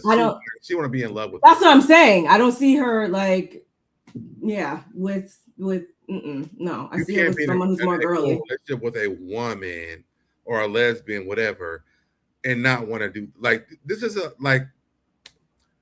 Let's talk about me as a gay man. I ain't gonna get into this. I love foreplay. Ain't no way you're gonna be doing this with me when we got two of the same parts, and I don't have no back door for you to go into. Ain't no way that this is gonna be like how you kissing me. Wait, wait. I said a lot of things, so let me rewind. Yeah, I'm like, wait, I wait. Say that again. Talk slow. It went over my head. I'm supposed to like we in the 5th grade. Yeah. Okay. So the thing is, with two men, like we have things that we could do, right? Yeah, yeah. Right. There's the back door, there's the front door, you know. Yeah. There's the sides, right? But with two women, there's the part they have to put on. That's not here. But I'm not kissing no man like this. That's what I'm saying. Like I see her more, wanting to eat box than I do sucking on a strap. Like I don't see that happening. And that's what I'm saying. I think Portia wanted to get her, but JJ ate more than anything. Mm-hmm. She don't like that girl to have a full relationship with her. What do y'all think? No, that's what I think is I don't see if she's going to go that route. I see her with someone that is more feminine, more. No. If I was Portia and y'all saw me with, listen, if y'all saw me and I was Portia, this is not the type of kissing I would be doing with another man. Maybe y'all wouldn't even seen that man's face probably, because it would have been like, okay, like you probably would have seen that man's lips. That's what I'm saying. She pulling back. You see her look at her body language. Portia butt is big. She pulled back. I mean, pulling forward. I'm gonna wait until we see the season for me to really. Little gap between them right there, the little red in the middle. Because you can show or not show a lot in the picture and like stuff. So I'm gonna wait until we see on the actual season to really. So let me show you this because I got more receipts. See, you know what? Come on, receipt. I'm not. Oh my god. The same way she kissing this girl, the same way that she kisses Simon. So hold on. Oh my god. Simon. Oh my god. Because you got to bring the receipts. Hold on. Hey, Feisty. Oh my god. The Feisty. I saw you earlier over on Scotty's too, Feisty. Hold on. Let me make sure I put the right one too. Oh, this one right here. This the same way she kissing that girl. She might not want to mess up her makeup. She don't love these people. I know sometimes, like, when I want to mess up my makeup. So Debbie's saying, we don't love them hoes. She don't love them hoes at all. She don't. I mean, no, I don't see that being. No. I don't know what the woman's after, but I don't see it. I definitely didn't see it in him, and I can't say I see it for sure. Simon and Sway got money too. I know she has her own. They don't marry her. Businesses and stuff like that, but how much money does she have? I heard that Sway is very wealthy. That's what I've heard. The Atlanta streets. Okay. And I know a lot of people in the Atlanta streets. Sway got money. What does she do? She has a salon suites. She does like salon suites, which is very profitable. I just didn't know how. We're gonna see, y'all. What I know is that Portia kissed that Sway the same way she be kissing Simon. Mm. But she didn't kiss the gay man like that though. That's what I'm saying. She didn't kiss the gay man like that. Okay, let's proceed. Please welcome Miss K. Michelle. I don't dislike K. Michelle. She's just never been like the person on the cast that I'm like, yes, that's my girl. So for this show, I love her for this show because Portia and Phaedra has done so much, but K. Michelle's about to come in this bitch and run this entire show. So I'm here. Oh yeah, very polarizing cast member, but I just she's never. We're about to. And I agree with what you said too, Bar. By the way, she's never been before like this. No, but for Housewives of Atlanta with Portia and Phaedra, we need a K. Michelle. I'm here for it. I'm definitely here for it because I just liked her on. Of course, I loved her on Hip Hop, and then I also loved her on Marriage Boot Camp. I think it was. Yeah, I like the dynamic between her and her husband on there. I like seeing them. Yeah, she's good TV, and then to see her on, like you said, like on something like this, her being a wife, and her being older and more mature, and yeah, I think I'm with Sodeb. I'm here for it. And the best part is she don't like Phaedra. I'm cool with that. I'm cool. I'm open to it. I'm gonna be tweeting and reporting about this show every week because K. Michelle don't like Phaedra every week. I'm here for it. Phaedra needs some competition for a person who can actually read because Phaedra's gotten so far with this one read about a pizza box for a man who needed a $10 for a pizza box in Kenya, and it never ever landed for me. But we got K. Michelle here. Oh, K. Michelle has lots of reads for Phaedra, and we already heard one. We will hear lots more. I'm here for it. Okay, let's do it. My husband, Dr. Sims. Nice to meet you. I'm on the biggest. Yeah, I liked them on Marriage Boot Camp, so that I'm okay with. They were good TV. Dr. Sims. I wonder why they put her on Married to Medicine. I'd rather, if I had to choose, I'm cool with her being on here. But you have a point, though. You have a point. Yeah. It's country music label, and I don't think people understand that pressure being the only black. That, and I'm like, she's been, I feel like having the same conversation about the country music and stuff for like some years now. Like, but it hasn't happened. Country move it. Just do it. Like, but it hasn't happened. No, she's been working on it, but it hasn't happened yet. I think that, and this is my own bias. Now that Beyonce has done it, I think there's a lane created for her to actually be able to do it. And I feel like K. Michelle's going to come out and she's going to be extremely successful because Beyonce, for a lot of black artists that are country artists, was able to make a different way. And I think that K. Michelle's going to come in and storm that shit. So I'm excited about this part. I think she definitely does deserve to bask in that. She's been talking about it for a while. She is a great artist, in my opinion. And no, I want her to do it. When Beyonce, I mean, even when Beyonce came out with Cowboy Carter, I for some reason I thought about K. Michelle and her country music and stuff like that. So I'm ready to see it. Is what I'm saying, I guess. Well, I think because she's been saying it and it hasn't happened yet. Like there were some barriers that's been happening, and now that Beyonce's opened those doors, I think the doors are wide open. I think she'll be a lot more successful than she could have been if Beyonce didn't. Right. You're right. Because look at the backlash Beyonce got even at her, caliber. So yeah. Mm-hmm. Yeah, she said she's the only black artist on her label, her country label. So that alone, nobody's gonna know what that feels like when she has to walk into this all, white building.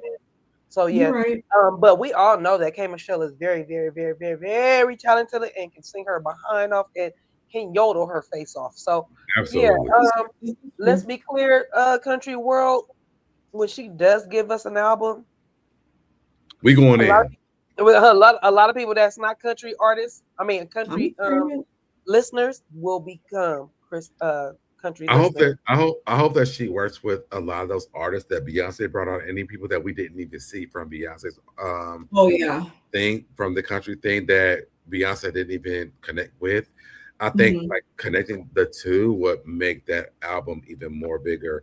I think that a lot of people don't understand the history behind country music because it is it is our music. And so I think Beyonce doing it and then K Michelle falling behind that. Oh my God, like that's going to be some crazy shit. I will say my favorite song from K Michelle is not country music, but her song Kim K. She ate she ate that song up so much. I love that's my favorite song by her, by the way. But it's not a country song, but I just bring that into the fold of this conversation. We can keep going. Okay. You know, you have to. He always got to put a bias up. He always got to give us why he really loves somebody. Write that down. Take notes. Take notes. We got some sluts walking in the building. Okay. I'm here for it. I'm one of the most powerful entrepreneurs in America. Come on now. Which is very true. No, like I've heard about it. From being just from a little what her truck from being just having her truck first. Come on, Miss Pinky. I think that's gonna be her thing that carries her through this season is like y'all are all here, y'all have y'all shit, but she's the most black successful woman with a restaurant. You really can't fuck with her for real, to be honest. I wonder did we see in the chat? I wonder how it's gonna be with her and Kelly because since they're both in the same like industry. I don't think that her and Kelly get along.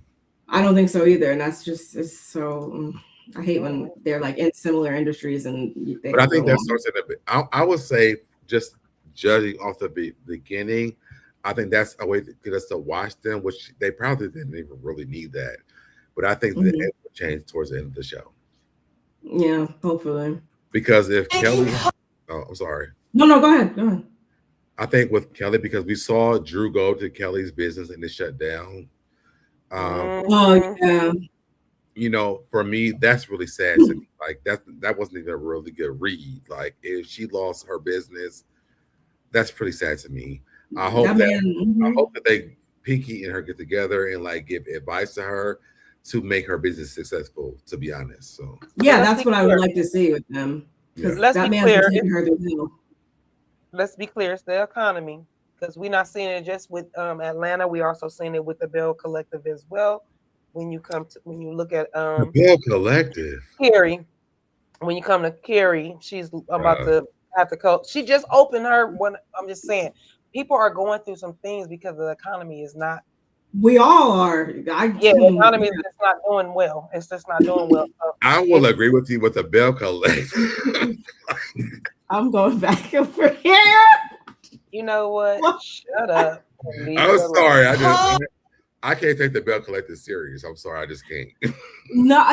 She's telling the truth though. Like the restaurant business is already just hard AF as it is. Then throw in the Bell Collective though. Then throw in a man that's all I'm saying is last season we saw somebody at Bell Collective. Let me ask that first. What was about the Bell Collective? Wait, what? I'm talking about the newcomer that came on last season. Her name is Carrie. And so she came on last season. She already had a restaurant called Brick and Spoon. And then she opened up a new one. And now we're in this next season, which is her sophomore season. And she's already talking about how to close. Well, right? Right. And all I'm saying is we just saw Carrie. And we just saw what's the little baby name with the big boobies? Kelly. But you're on that show where so we just saw Kelly. All I'm saying is we just saw Kelly open something last season, and now we're going into this new season, and they're already closing. That's like those are months. That's not like you know why I can't take Bell Collective seriously. All they do is shit on each other's businesses. Like they don't do nothing on that show. What's that? I don't know. Is Latrice or Leticia? I don't even know the two. I know the names. But the one who sells the Goddess Links. They shit on each other's businesses, so it will never grow because they have a platform to help each other grow. They were like, "Oh, it ain't shit, shut it down." Oh, she doing brunches, shut it down. Like, I can never take Bell Collective seriously until they actually take themselves seriously. let's be clear. Latrice's Goddess Links have not closed down. She actually opened up a restaurant. I know that's true. But I'm saying, okay, I'm just saying her business is that's fine. all they do. But I'm just saying how the economy is, and it's just crazy how Kelly is going through this. Just like you said, Drew chose to go live like a big dum-dum when somebody is going through something, when it's not I think that Drew did that on purpose. That's what I'm saying, but it doesn't show Kelly. But no, what I'm for saying a good reason though. For a good reason though. But even what I'm saying is it fell flat because it's the economy. It's not Kelly's doing. Like it's different if it was, well, you know what? Kelly's food is not good. Kelly can't get the business to do with it. It's not that. And so when you go and try to be opening, I'm opening the door and I just was here a couple of weeks ago and woo up. Girl, shut up. Go on somewhere. But I think she was doing it to say like the doors are shut, where y'all at? And I feel like eventually like it will come to fruition what Drew was doing. I don't think that Drew is a bad person when she's trying to shut down, like be facetious about somebody's business. Drew is a very strategic person. If people haven't learned that throughout the years, she really is. And I feel like when she went there, she was like, "Oh, the door's not open." Well, I think eventually people will be like, "Well, why not? Let's go over here to get some waffles and chicken or whatever." To me, that's what I personally. Yeah, no, I would have been like, "Girl, Kelly, why is this door open?" I wouldn't have got on my live. I would have called Kelly, like, "Kelly, what time are y'all opening today? Because I'm right here at your spot." Kelly would have been like, "No, but Kelly's not her people who come for her business. She's like, where are the people at? Like, it's shut down. Where y'all at? For me, that's what I thought. I thought it was like a marketing scheme. Okay. But I could be wrong. I built this $100 million brand behind. I'm used to seeing her with locks. I just remembered that too. Everybody keeps saying that. Yeah, I'm used to seeing her with locks. Every great man is an even better woman. And was that her man? I guess. I hope so. If that was her man, baby, let me tell you something. I'm tuning in every week. I don't know. You said who? Got shit on that man. I never felt that man every week. What you doing? Take us down to Slutty Vegan every week. When that man come down there, I want to see him every week. I don't know what people saw in Ralph because he was never the number one husband on here for me. Ralph was fine. He's got a weird shaped head, and he's not that cute in the face. I mean, I never really thought about the head thing. I just, in general, I wouldn't. No, he got a smirk on his face. He's not my. He got a smirk on his face that like it's a permanent smirk. You know how people have a resting bitch face? Well, he has a permanent smirk on his face. So even when he's smiling, it looks fake. It looks like it hurts. It looks like it's uncomfortable. It looks like I never smile. I just got the, you know how Popeye has a certain look. It's not that he's being mean. Popeye has this squint about him. Rob has the same squint without the pipe. He just has a look about his. I don't think he's unattractive. I just am not personally attracted to him. Fine. He's not fine. No. I think Ralph has like that. The aura of like, what is that I'm trying to say? It's like, I could like give you that little whatever, and like I think Ralph can flirt with, like, he's a great flirting. I can see that. I just wouldn't move. It wouldn't like move me. It wouldn't talk me into the bed. Like it just not. Okay. But I'm just saying, this man, if he gonna be on there all the time, I will sign up every single season. That man is fun.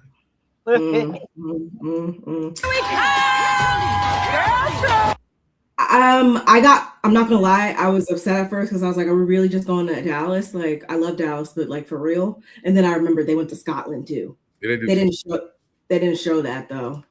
Oh, they should have sent them to where's Angel from? From Potomac? She's from Louisiana. No, wait. Angel from Potomac. She lives in Colorado half time, and then they should have sent them to Colorado. Angel. I thought she's from Potomac area, and then she. You said they should have went to Colorado. Yeah, they should have sent them to Colorado to help her out with the business. We don't even talk about that trip. That fucking disaster ass trip.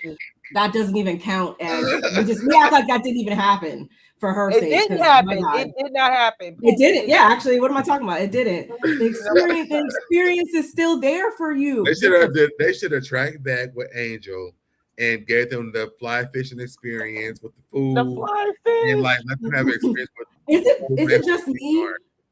Like obviously I love Beyonce. I love me a cowboy hat. Like I was very much in my cowgirl era for a while there. But I'm sick of like cowboy everything. Is it just me? Yeah, I thought that was done. Well, I would never say that because y'all know that I'm a Beyonce fan. And if Beyonce want to take us to space tomorrow, I'm gonna be a cowboy. Oh, I have on my space forever. So I'll do it forever, but I'm just sick of seeing like I just feel like everything is so equestrian on like every show and every like I don't know. I want to start going. It is I don't know what's the opposite of cowgirl. Like you're right though. Everybody got a horse. Like Maria something. Huh? Wait, what? The horse. Oh, expensive. But they are beautiful. This is beautiful.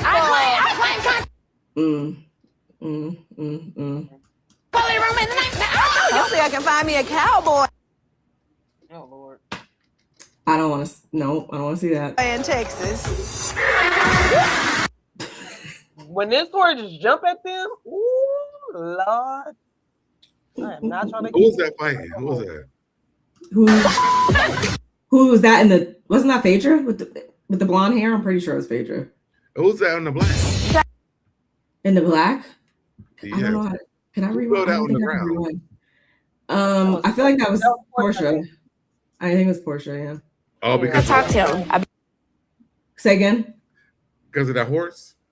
Yeah. The horse is booked up and everybody and that's how you know Phaedra got a really good friend. So you didn't put your damn friend down on the ground because the horse scared your ass. You put your friend down on the ground. Hey, it was maybe it was just a reflex, an instant reflex. Maybe you ain't shit. Or that. I was trying to give her the benefit of the doubt. About that career. I want to own my own things. That I want to see. I want to know what is this about. Gerald. Is that concerning to you though? No, because I saw the writings on the wall last season. I was able to just read right into how their marriage is and stuff like that from last season. But I don't know what this means in terms of I don't know if I'm mistaken, but I feel like they showed like a picture that they were well underway with the surrogacy journey. So I wonder how that falls in place with her also making these types of realizations per se. I'm like, I wonder if, but I'm not surprised that she's feeling like this at this point. I feel like she's on the road of divorce. Oh, the starter pack? Yeah. I mean, was this her second season full time? Yeah. My own stuff. Yeah. I'm like, okay. Housewives starter pack. You already know what to do. And she looks so pretty right here. It's a pretty picture. She really does. She really does. Yes, I mean, this cast, like, this is one of the best looking casts in my opinion. That is not denied. But I think it's so crazy because she's fun in real life. Like, even when me and Busy met her, like, she was so fun in real life. I hope that this show doesn't bring like trauma to her relationship for real. So do you feel like they were? Did you feel like they were stable? Like, do you feel like it was a really fun time, like nothing? Wait, her husband was there too when you met her? Yeah. Oh, okay. Because there was Brian from Kandi and the Gang and her that hosted Friday Night Vibe. And Brian. I hate Brian. Yeah, they because that's when they invited us. Busy and me did all those. She literally she lit up the entire outside space. I believe it. She hosted it, and I'm like, people are watching the show, but this is how Shamia really is. It's like she's just fun and like all these things. So like for us to watch them kind of go through, I want my own stuff. I'm kind of concerned. Oh yeah. Yeah, that is concerning. No, This definitely isn't just a concerning. throwaway conversation. This is Yeah. Mm-hmm. I hope everything works out in everybody's favor, whatever it is, because with the way people were picking up or feeling the way Gerald didn't seem like he was very hands-on because he has the money to pay for nanny and I'll be right nanny back. on nanny, nanny, nurse, and round the clock care and all that stuff. So with that all being said, I'm not gonna say there's a like a detachment or where it's not a bond between him and his baby, because I think there is. But when you hear other people talk or give their opinions, it could sway. I don't know. I remember giving my opinion very candidly last season when what was it, the air conditioner nanny thing, that situation. Yeah, I didn't hold no holds barred on this end when it came to that. I just hope that, like, if people do wind up, going down the divorce route, whoever it is, I hope it never is as a result, of the show or anything like that. Her kids are really, young and stuff like that. And I mean, no, before the show and anything like that, I never thought like twice about like their marriage, or that it wasn't giving what she posts online, like, and stuff like that. I didn't have a reason to think anything. It's just, a couple things last season did make me kind of go, but not knowing the full context of what she's saying right here and just basing it off of what she just said. No, I think that everybody should have a little bit of something of their own, no matter if you're, single or with somebody. So I'm glad that she did come to this conclusion. I'm wondering, not to cut you off, sister, I'm wondering if it has something to do with Kandi. I mean, they're close. Everybody's seeing what he is going through right now. She's definitely a blueprint for what she's going through right now. And I'm sure they would be a fool not to, learn something from her situation, because we're going to get into what she says on Watch What Happens Live and stuff like that. But from what it looks like, though, I don't think it's bad to say that I wouldn't want to be in that position. I wouldn't want to be going through what she's potentially going through. Not to go through with Todd, like, so yeah, what do I do not to have that happen? Yeah, I kind of feel like that might have something to do with it, a little bit, maybe point in my life. I took my last $50,000 and bet on myself. Bet on yourself to do what? I don't know. She got 4 kids. That's all I could think about. Like, you mean the kids that she was buying, the 17-year-old, when she bought 17 bags? 17 bags, paying tuition, covering all the costs for the children in general right now. Still trying to move them into a bigger space. Business. I never am knocking Kelly, because I genuinely do think that man is taking her through hell, and she still is trying to show up, and be a mother and put food on the table every day. I think what she's going through is really real. So yeah, I'm eager to see what exactly what are we talking about here? Last 50K, huh? Not the last 50K, but go ahead. That's a scary thought, knowing you have kids. Truly the hardest year of my life. Are you serious? I need to know what this is about too. We know she lost her mom. What's going on here? And in the homes. So I think Angela was battling with her own personal stuff, still trying to repair.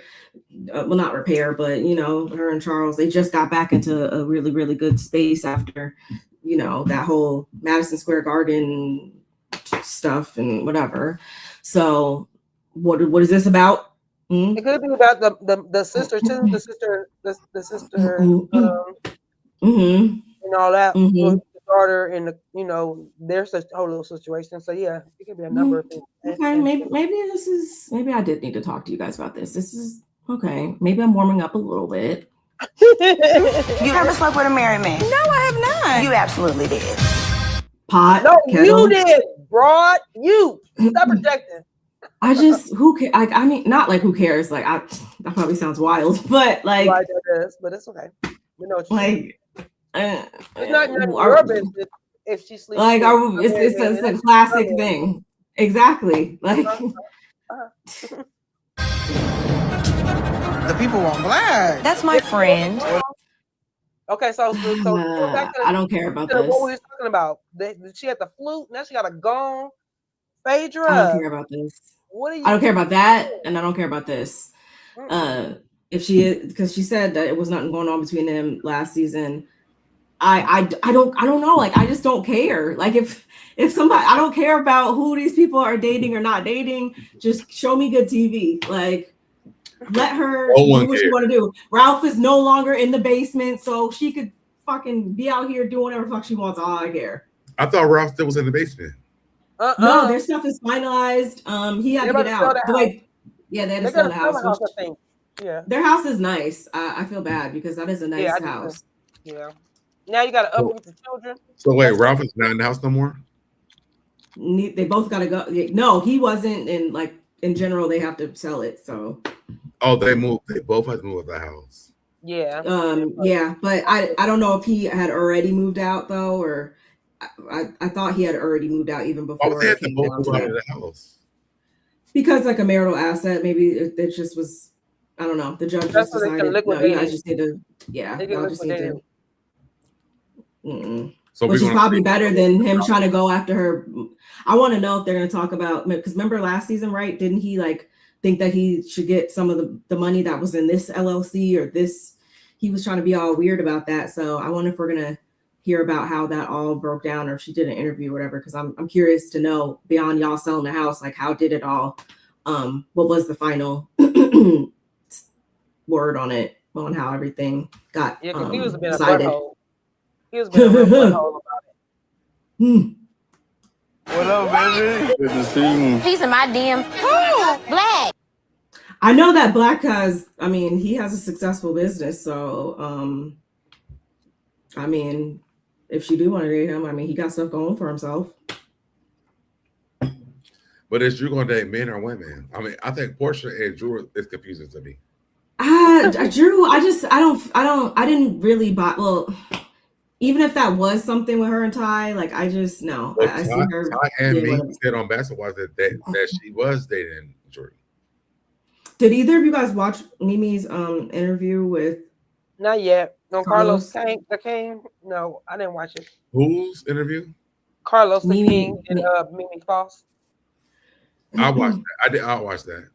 Okay, you will watch that, or you didn't, or you did watch it? I did watch that. Oh, okay, yeah. I didn't watch it yet. It was very interesting. Oh, I like these. I think the big takeaway from that, I mean, before you even watch it, was that Mimi said that she feels like that she didn't make it. Her and Stevie didn't make as much money as Jocelyn did, and she feels like because they brought Jocelyn on the show, they should have all made the same amount of money. That's what I could believe that. I mean, I seen Jocelyn responded, so I figured something was said, but I have to watch it. Yeah, Tip Miami from Love Hip Hop Miami responded too, and I'm like, why are you even talking about this? Huh? Go sit down. What? Tip from Miami. She I heard you. I'm confused as to what she was. I'm like, baby, you probably make like minimum wage. It's that because I thought she went back to dancing. So well, not only that, she's just never been a real cast member. She's never been a cast member. She's always a friend of. No, she was a real cast member, like her first or second season. Like, I think she was a cast member in the beginning. Is she? I think she still is one now too. I haven't watched in a while. Let me shut up. I do feel like what Mimi said was true though. Stevie and Mimi should have made the same amount of money that Jocelyn made, because without them, there would be no Jocelyn. For sure.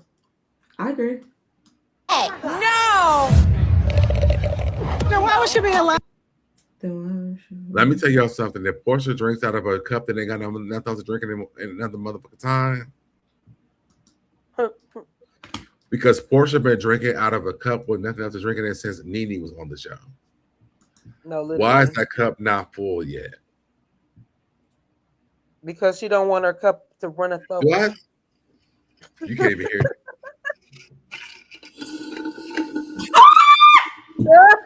I start doing that all the time too, because like, why do we gotta keep hearing that? I like it's That's just annoying. That is annoying. Lame as fuck to me at this point. Excuse me for my language, but it's just so lame. Like every season, like you ain't got nothing in your cup. I lie on you. Well, she doesn't like me. I mean, a lot of people can say that. Like, what are you talking about? I like these glasses. Who is she talking about though? Yeah, the glasses was hot. Who is Phaedra talking about? Yeah. Shamia. Oh, so Shamia, K. Michelle, and Pinky don't like her. I'm cool with that. This gonna be a good season. Phaedra needs some bullying going on. I'm gonna say this, and don't take no disrespect to this. Phaedra needs bitches who don't like her on the show. Phaedra has gotten away with so much on Bravo that like not doing nothing. The girls should not like. I don't want to see girls come on like want to kiss Phaedra's ass. Yeah, don't kiss the pinky ring. K. Michelle don't need her. Pinky don't need her. Actually, Angela don't even need her. And there was another person y'all said that was on here. They don't need her. So I just would rather anybody else come back than her. Come here going. Well, I mean, you needed 10 for a pizza box. Baby, your time is done. Like, let it go and come to us with something else or get the fuck up out of here because I'm so sick of the Phaedra fandom. Phaedra has not done anything that was so spectacular that people drag her fandom on Bravo to me. And like, when you ask the question, no one can even answer the question because they're like, well, you know, she read Kenya down. Okay, but what else? She's so funny. She's so funny. She's not. I don't know what they're watching. I really question what we are watching at that point because I cannot be watching the same show as them because I don't ever get that ever. I haven't liked Phaedra. Since her and Kandi fell out. So that'll just tell you how long. That's like once they fell out, I was like, okay, girl, I'm good. Like her shtick doesn't move me, but for some odd reason, people are like, God, we need her back. Keep my name out your mouth. Don't you ever address me that. I feel like this is fake. Apparently, this got really bad. Yeah, that's what I heard the blog, but so that's Phaedra, and they're still going at it. That's K. Michelle and Drew. K. Michelle and Drew. Oh, okay. Yeah. That's Phaedra holding her. Mm-hmm. I couldn't see a real issue with K. Michelle and Drew. Like, I mean, these are two different caliber of people. And I mean, K. Michelle went on and said that she barely been on the show. Drew said, I've been here for 5 years. This is fake to me. I'm sick of seeing Drew beef like to like a high degree with people. Obviously, we know that happens on these shows, but like, but you know, she's the cash cow for everybody that comes on. Like, it's so annoying. I want it's like because she has the makings. She has the makings of she's like Drew should be that girl, honestly, but like it's just never. It just doesn't. She has all the ingredients, but it just doesn't. Yeah, and then it turns into stupid beefs every season. But you know what they don't understand is this. Most of the time, the main girls, the new girls come on to beef with Nene Leakes, but she's not there anymore. So y'all must feel like she's the main girl because y'all beef with her. Because why you not beef with Portia or whack ass Phaedra? So the main girl must be Drew for y'all. That's what I'm saying. Drew should be really flipping that. Like, no, because they kiss the pinky rings on them other girls. They always brown nose. That's like Giselle. People coming on there and not on Potomac and not kissing Giselle's pinky ring. We could talk about that all day. Yeah, wait.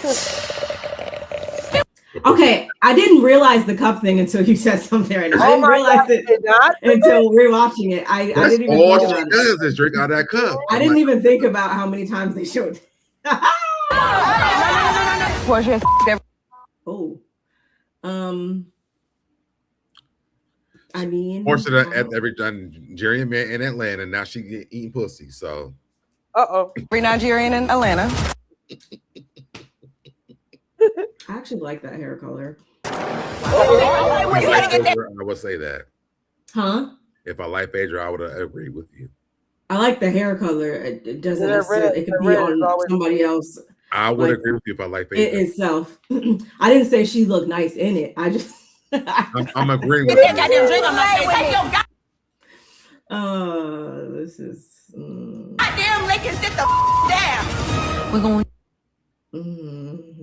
Come on, to be very well behaved. Say again. I'm agreeing with K. Michelle. We're gonna be very well behaved this season. Please don't, because K. Michelle doesn't do it, neither am I. I'm going to read the show on purpose just so I can hate on Phaedra on every episode. Yeah, she's not going nowhere. So unfortunately, yeah, that's you got to. When every single time that Phaedra shows up, I'm going to tell you why I feel like she shouldn't be there. I did see that Drew, and speaking of Drew and K. Michelle, like they've still been like kind of going at it online too. So I feel like it's so fake that they're doing this. I hope so too. Like I hope it's just to drum up. I want K. Michelle to go on and argue with Phaedra. This is lame. Okay, girl, thank you for being the Lion King. Roar. And then she says, if I'm the Lion King, you are a yodeling hoop. Like, this is not a real beef. I hope it's not. Kissing with this. This is not some real beef. I hope it's not, because I was like, are y'all like for real? Like this is not who I want to buy. Beef with Phaedra online. And that's my issue is when these people get on this show, on these shows, it seems like they just don't go after the right people ever. Like it's the total opposite person that we actually want to see their wigs get like tugged on. It's never the person that should get that. I feel Phaedra has been able to just fly by unscathed for seasons, and I just every dog has its day, right? Yeah. Phaedra didn't have 3 dogs in a day, so you know. Okay. How she got it, but she did. Okay, moving on. Yeah, I saw this. I was just like, oh my god. Anyway, I wanted to touch on. Oh, actually, we have to talk about Kenya. I forgot. Oh, I'm so sad about this. I feel sad about this too because it didn't have to be like this. It really didn't.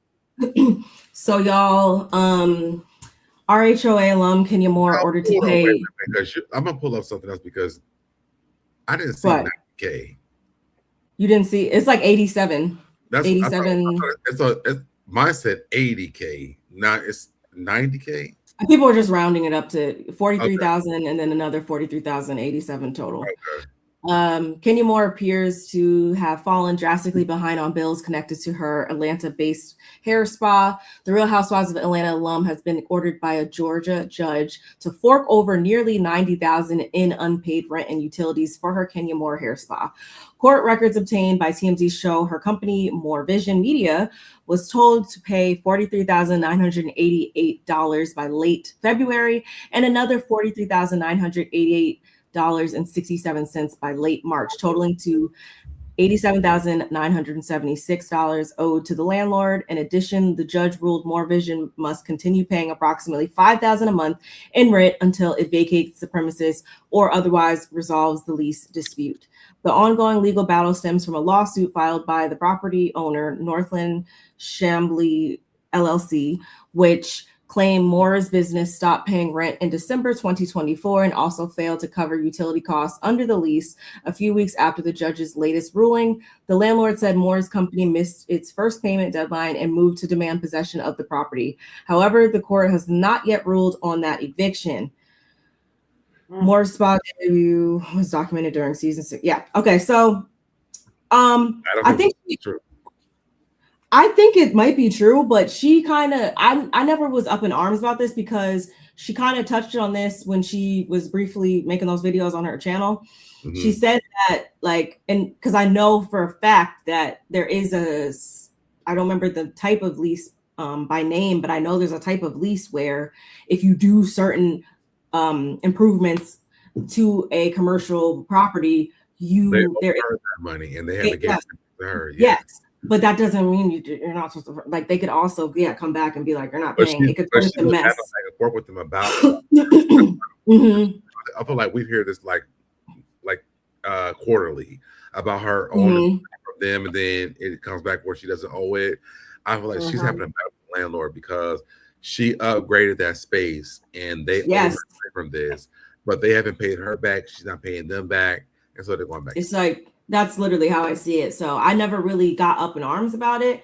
But I mean, at the same time, can I believe though that there could be some financial distress going on in her life? Absolutely. I definitely could. Yeah. And it all comes back to she should not have pulled that stunt in her place of business, because she's no longer on a show now that can be used to market her business. Like she really fumbled the bag on that one. I hope she negotiate the F out of her contract when it comes to that show. Yeah, they want to bring her back the next season.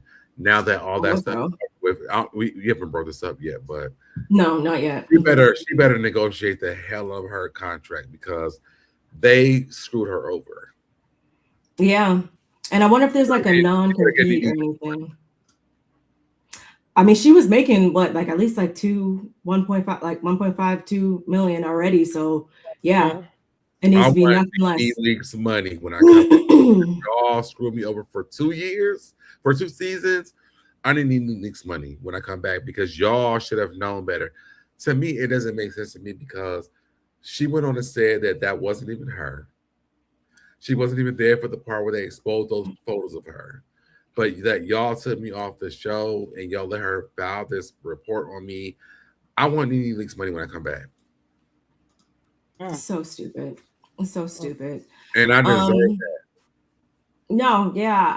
I really feel like they were already just waiting, looking for a reason to get rid of her. I feel like for whatever reason, they didn't really care too much for her. And can I just say that, could you imagine Kenya Moore and K. Michelle on the same show? Ooh, yikes. Now that might be interesting. That would drive the ratings through the roof, especially if they didn't even like each other.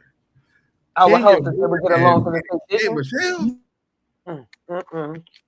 You couldn't even make that shit up. I can see that. Wow, y'all. So this also came down the pipeline. Shout outs to my brother for sending me this. As it states, Brittany Eadie voluntarily withdraws $20 million RHOA lawsuit. A new federal lawsuit was filed and largely went unnoticed. Most of the reporting you're seeing refers to the earlier state filing, which was later dismissed. The active case is now in federal court and filed 11/20/25 with a 61-page complaint and 10 counts. Details in the next post. Officially discontinued. Britt Eadie officially discontinued her $20 million lawsuit against RHOA back in November 2025. If you recall, the former reality star sued Bravo for defamation, false light, intentional infliction of emotional distress, sexual harassment, hostile work environment violations of the New York State. What does that say? New York State and City of Human Rights laws. But let's look at the deeds trial. This was filed as a summons with notice, essentially a placeholder. This wasn't a full complaint. The defendants never answered. No judge was assigned, and it was withdrawn before anything officially moved forward. What a fumble. Britt really could have been in charge of the girls. Say again? They never entertained it. Which I wasn't surprised about. Go to the next part of this.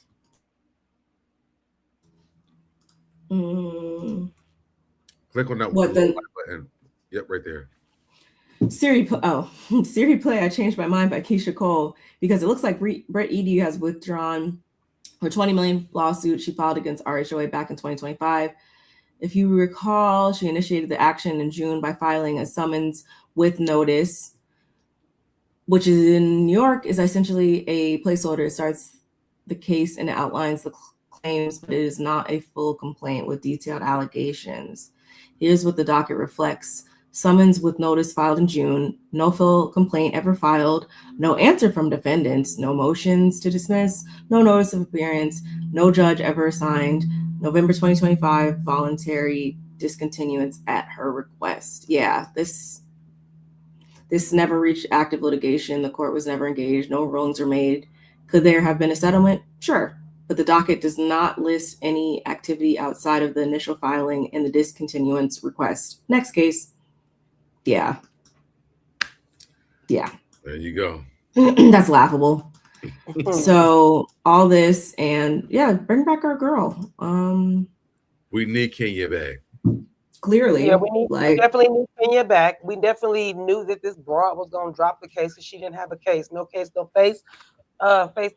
No case. And girl, I wish she would have never came up on our screens, because then Kenya wouldn't be losing her business, and none of this really would have happened. But you came on for whatever reason with your cloggy nose, talking real stupid. Because I'm going to pop you and your family because y'all want to talk shit about me, but I got you in the parking lot. That's all I'm so saying. Annoying. She could have not been on our screen, y'all. You know the crazy part is I shouldn't even know her. For real, to be honest. I thought that she would have been a great person if she wasn't so gaslit from her own shit that she had going on. She could have been really cool on the show. Yeah. Talk about, like I said, a fumble. And I feel like to blow her nose before she even got on, so we could have actually had a good show. She would have to have a nose to blow a nose. So because she don't really have a nose, she can't blow something she doesn't really have. no nose, no real marriage, no money. That's just a mess. A fucking mess. Oh my God. I don't know if you guys caught Watch What Happens Live the other night. But I did watch with Kandi. Kandi and Dr. Mimi were up there, and she spoke a little bit about her, like the divorce and stuff like that. But of course, she's not going to give us 100% of it. She's going to, use that on her own platform, if anything. But I wanted to just hit on this real quick. Before you go here, and we get into this, how do you feel about Dr. Mimi? I love Dr. Mimi. Okay, me too. All right. Okay. I just like, okay. Sure. I love Dr. Mimi.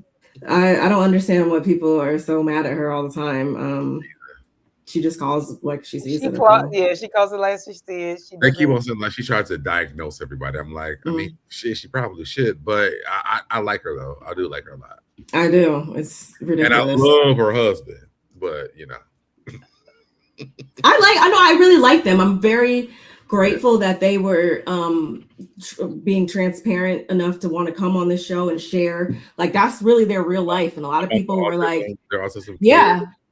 And people think that they're using him. And I'm like, I work with kids that are have autism, and the way that they work with their kid is so amazing to watch on national television, because it also, for me, makes me think about, what other parents probably need to see how they do this.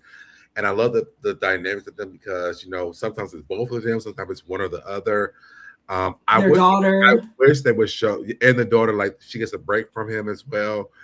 But I wish that they would show that in a school system when they take the kids to school, so that they could understand how the dynamics look, for people to understand, like your child is at school with a kid who has autism.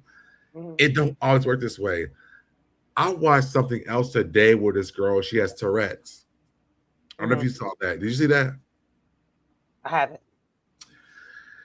Yo, I know we say stuff about, well, I don't say y'all because I say it, but people, you got Tourette's. But when I watched that, it was like so crazy because what she was like, boom, yeah, like all this stuff. I'm like, Tourette's is something that's very serious. Yeah. I don't think I've ever seen like a real person who had Tourette's. So I've seen this video today.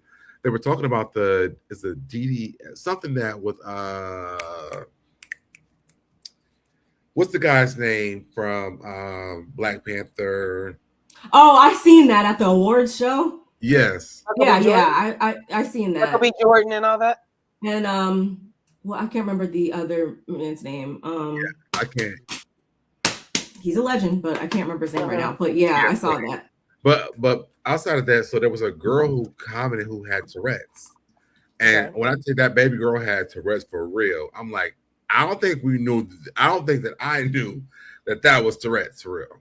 But I understand it because she explained it as she was making comments over the guy in the crowd that said the negative words towards what is that guy's name? Del Orlando and Michael B. Jordan. That they were up there presenting the award. Mm-hmm. Yeah. So I guess the guy said something racial towards them in that, but she was like, I mean, baby girl was going off. She was thinking you all talking shit about you, but she's also explaining at the same time. I thought I saw people with Tourette's, but I didn't see it like that. Oh yeah, I always think back to like I used to love the show True Life when I was a kid, and I think about the episode that they had, and it was like True Life, I have Tourette's, and I remember like just seeing the day-to-day life with the people that were dealing with it on that show. Yeah, it's there's nothing glamorous about it. There's nothing. You don't know. Very interesting, and it's something that if you haven't seen it, you wouldn't believe it until it actually happens. Y'all know that my granddaughter has autism. She'll be 8 in July, and she lives out there with Deb. She's in Georgia, and I get her every summer. I keep her for the full summer to give her mom a break from just like Dr. Mimi and Steve need, just to give her a little bit of break because it is very, very challenging, and I love to see Mimi and Steve and the way they broke down some things on the show as well. So when you guys are talking about that, like that's really dear to my heart as well as is being dear to Deb's heart because he's a teacher and he sees special needs kids as well. So like literally, yeah, to watch them, I can't wait to see them on the next season or if they come on and let their storyline develop a little bit more. I would love to see that because, like you guys said, Dr. Mimi gets a bad rep because she holds Toya to the fire, and Toya needs her feet held to the fire. Too bad everybody else just let her kind of skate by, and because they like you, Dr. Eugene. But hey, Toya, you be doing a lot, bro. That's just like. Can I say this really quick? I think one of the magical things about me at the school that I worked at is that my kid who had autism, you didn't really get a lot of that for real because everybody thought he was so cool because I thought he was cool. So like I would make them believe that if they talked about him, like, just talk shit about back to them. You know what I'm saying? So anxiety didn't really go up a lot. And I thought that was one of the most magical things about me working at that school was like, his name is, I'm gonna just say his name. His name is Austin. But Austin was so cool. He always had the new J's on.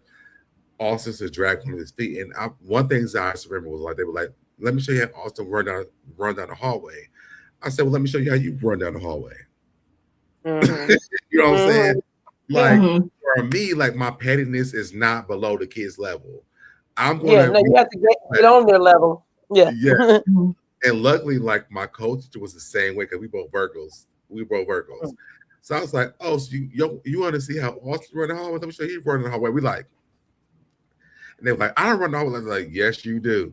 And I recorded them once. I was like, "This is how you run the hallway." But you want to talk about Austin? Like, baby, you can't do this. There was a girl that was in my classroom. They talked about her all the time. I was like, "Baby, they your fans." That's what I said. Kids can be. She was like, I said, "Look, watch them. They all staring at you. Those are your fans, girl. You have a fan club." When I tell you that girl ate them up every day, she was like, "Oh, my fans." Gave him something to look at. Gave him something to look at now. Yeah, they stopped looking at her. Like, I mean, if they gonna keep looking at you, those are your fans. You know what I'm saying? And she was like, "Mr. Lay, I'm so glad." She was like, she would cry and go home. I'm like, "Babe, this is your fans, girl. Like, you good." And when she would come in, I'm like, my favorite girl, Jory in the room. She would come in the room. She'd be like, "Oh yeah," and I got all my fans in the room.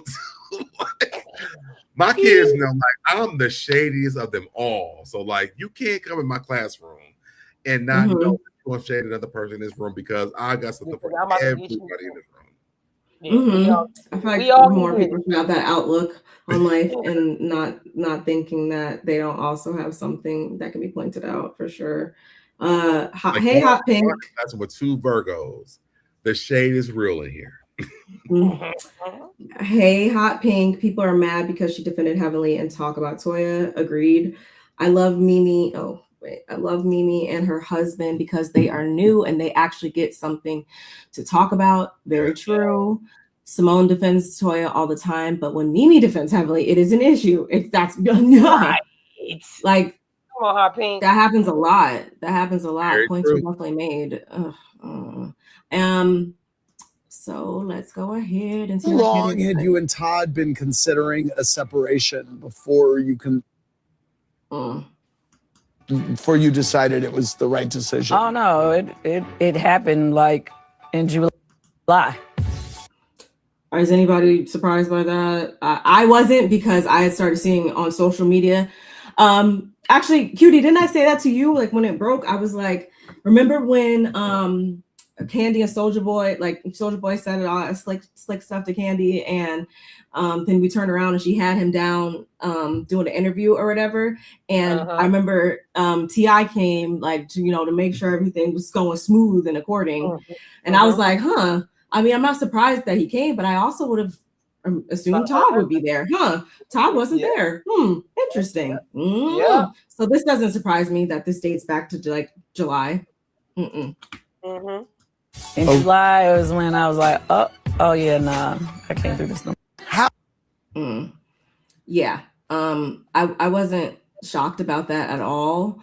And did she say it right here? How long had you and Todd been considering was there a specific moment or thing Yeah, it that was happened? a specific situation that happened.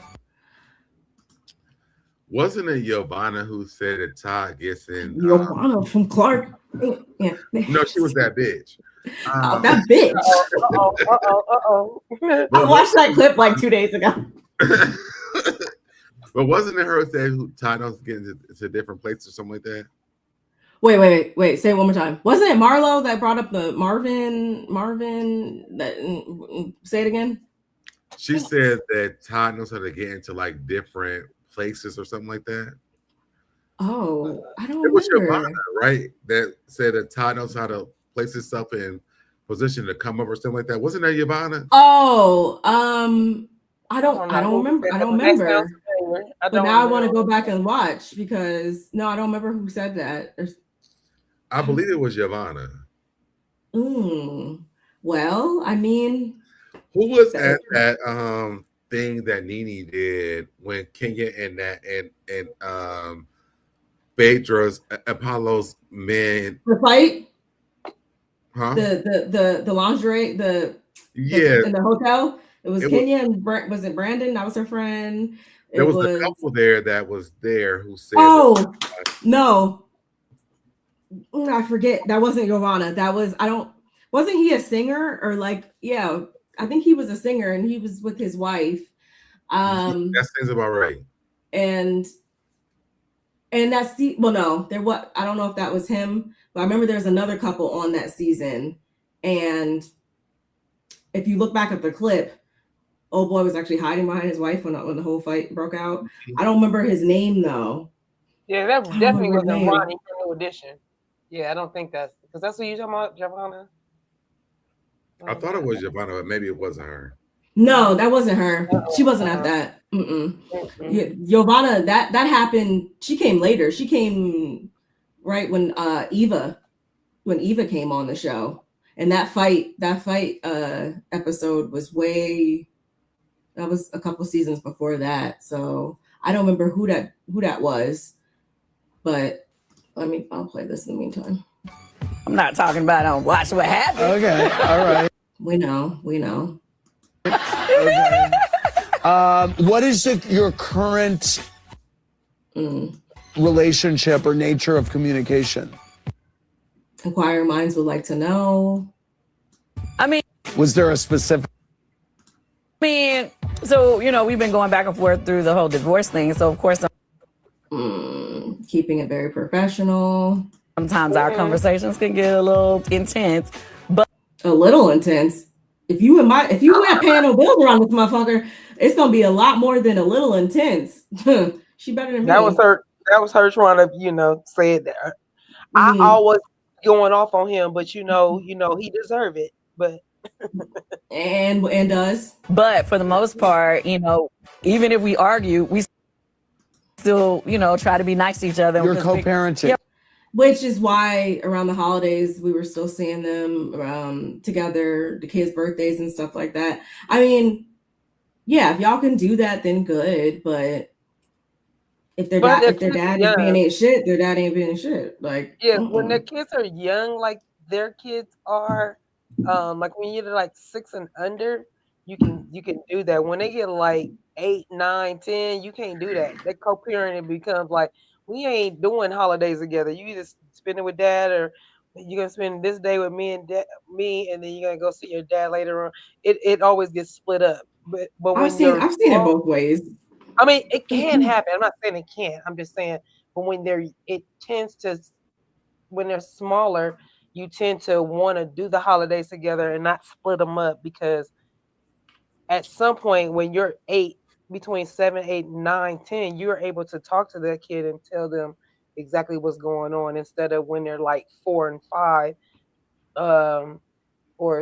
between 3 to 6. It's a little harder for them to say whose house, my house, your mama's house, and your daddy's house. Like, wait, what? So that's what I mean. Right now they have no choice for it to be together, just to be together though, because he ain't got no house to go to anyway. So of course everything's gonna be thrown by her and in her house. I think that was in their divorce decree. Daddy ain't got no house. I think that was in a divorce decree though, that until they got all the way divorced, that he would go to the guest house. But it was only for like 30 days or something like that. And or 60 days, something like that. He's beyond the time. He's way beyond and he still hasn't been contributing like at all, which is crazy to me. Yeah, that's nuts. Yeah, we're co-parents, and right. But I feel like once we're done with this, Kandi always has a very unique way of thinking, I feel like. I really feel that we'll be able to be great co-parents. I mean, that's the goal, right? I mean, I respect her for thinking that, but I don't know what it's going to shake out to be. Because our ultimate goal is to make sure that all of our kids are happy and that they don't feel the blunt of our drama. I noticed how she fed all of her kids too. So I do like that she's still, counting, Kayla in that, or they're still looking at the kids as like all their kids, because that always hurts my heart whenever I see people break up and there's kids involved and stuff like that, and they cut the kids off too. Or I never understand that, because my stepmom and my dad haven't been together since like 2013. She's still my stepmom. Like I can't imagine. Natalie Williams, I remember that name. Say it again. Natalie Williams, the wife of singer Christopher Williams. Yeah, but I don't think that was, they were there, and then there was another couple there too. I think it was the dude that knew Nene from like back in the day, or didn't they go on a trip down to Athens together or something? In context of the Real Housewives of Atlanta, the sentiment that Todd Tucker knows how to get into places or is an opportunist was most notably championed by Natalie Williams, the wife of singer Christopher Williams. Yeah, they were on that season. Mm-hmm. Was that that pajama thing? Yeah, they were there. Mm-hmm. They were there. Mm-hmm. It was one to bother me. No. I know when you can't let it go, you gotta figure it out.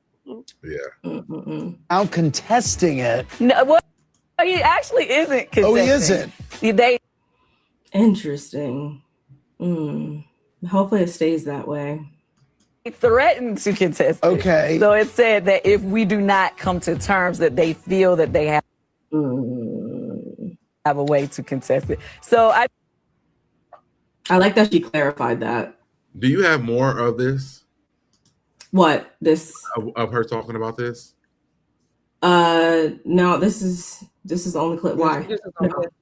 Because he's saying that. So what I talked about earlier today was she's saying that they're not even battling about the prenup or nothing like that. Like it's a smooth sailing. Yeah. Wait, you said that she said that or he said that? She said that. That's basically what she's saying now. Is like it's not as. But they on there saying that Todd is battling with her about stuff.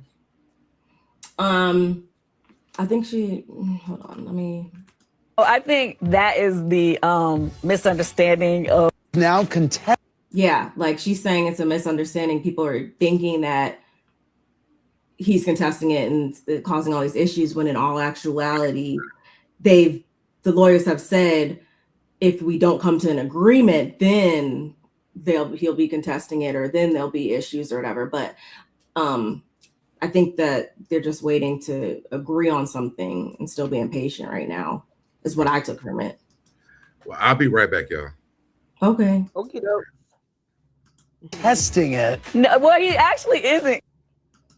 Standing of the internet is like we've never actually had conversations. Yeah.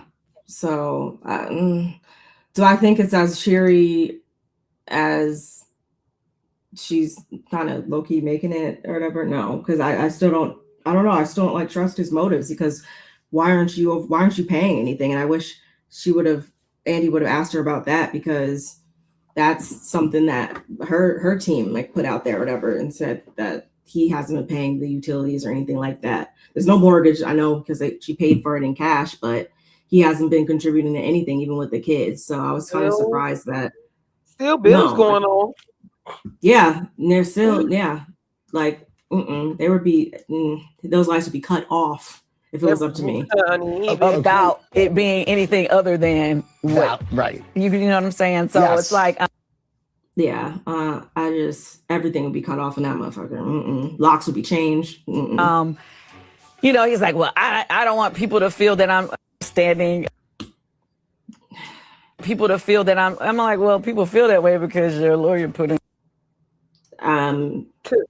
Yes. Like, I don't. Yes. I've got people. That part. Yeah. That was basically it. But I mean, she's obviously, I don't expect her to come out there and disparage him or nothing like that. But I still feel like there's a tougher road ahead of them. I don't see this being like. I feel like this is going to get like contentious. I really do. There's too much money involved. I feel like. I think that Todd, as frugal as he is, he ain't gonna let an opportunity pass him up. And this, in his eyes, is an opportunity. I don't know who he's talking to, because somebody should be advising him, like, you know what, you need to, in order for this to work and you guys to be, able to co-parent and be on good terms, just stand down and let her do what she needs to do. You're not gonna come out broke. She's not gonna give you zero. She's not gonna be unfair to you. Y'all came into some things when y'all got married. You made money after y'all got married, but things that happened before you got married, you're not entitled to. And that's just common sense. Yeah. I mean, I hope for the best, obviously, but I don't see him going back to punching nobody's clock. Like, I don't see him, not wanting to, like, what did freaking Denzel say? I'm leaving here with something. Like, I don't think, I don't see it shaking out any other way. I hope it doesn't get too petty though, because of obviously the kids and stuff like that. Right. But I can also see him. I don't think she didn't say anything about him allegedly asking for full custody of the kids or whatever. I just don't see that ever being anything that would be done without like that. There's malice behind that. Like that's definitely him wanting to use those kids for child support. I feel like I don't feel like he would just do that out of the kindness of his heart. Like I feel like there's motives behind everything. Like I do. Well, I guess we're gonna have to find out. Wait to see. We sure are. We sure are. But what's time? That's really like all the main big things I wanted to talk about. I know we've been up here for quite a bit, but yeah, that's all like the big things I want to talk about really. Unless you have something else. I know Deb said he'd be right back. But yeah, that's really all I got right now. I enjoyed That was a discussing lot. things. I know. We spent a lot more time on certain things. So I hope you guys enjoyed. I still need you guys to, of course, like the video. We are streaming from all of our channels and different areas and stuff like that. So make sure you're commenting, you're subscribing, you're sharing us with your people. You have that notification bell on. We've talked about a lot of different things today. So I really would love to continue the conversation in our comment sections, y'all. Thank y'all for watching. I see collectively we've had like 55 people roughly in here. So shout outs to all of you guys. And yeah, that's all I got. That's all I got. Mm-hmm. Yeah, we see you guys on the next one. Hopefully, well, of course, before April, before Rolla come back. But y'all check us out. Y'all go check out our old content, some of our new content. The documentary, me and Barb, we talk about the documentary. You can go back and check it out on either one of our channels. And if you want to find out a little bit more detail about Mary Cosby, if you did not watch the documentary, we did break a little bit of it down for you. Yes. Rest in peace to Robert Jr. And yeah, we'll catch you guys in the next one. Yeah. Bye. Bye, guys.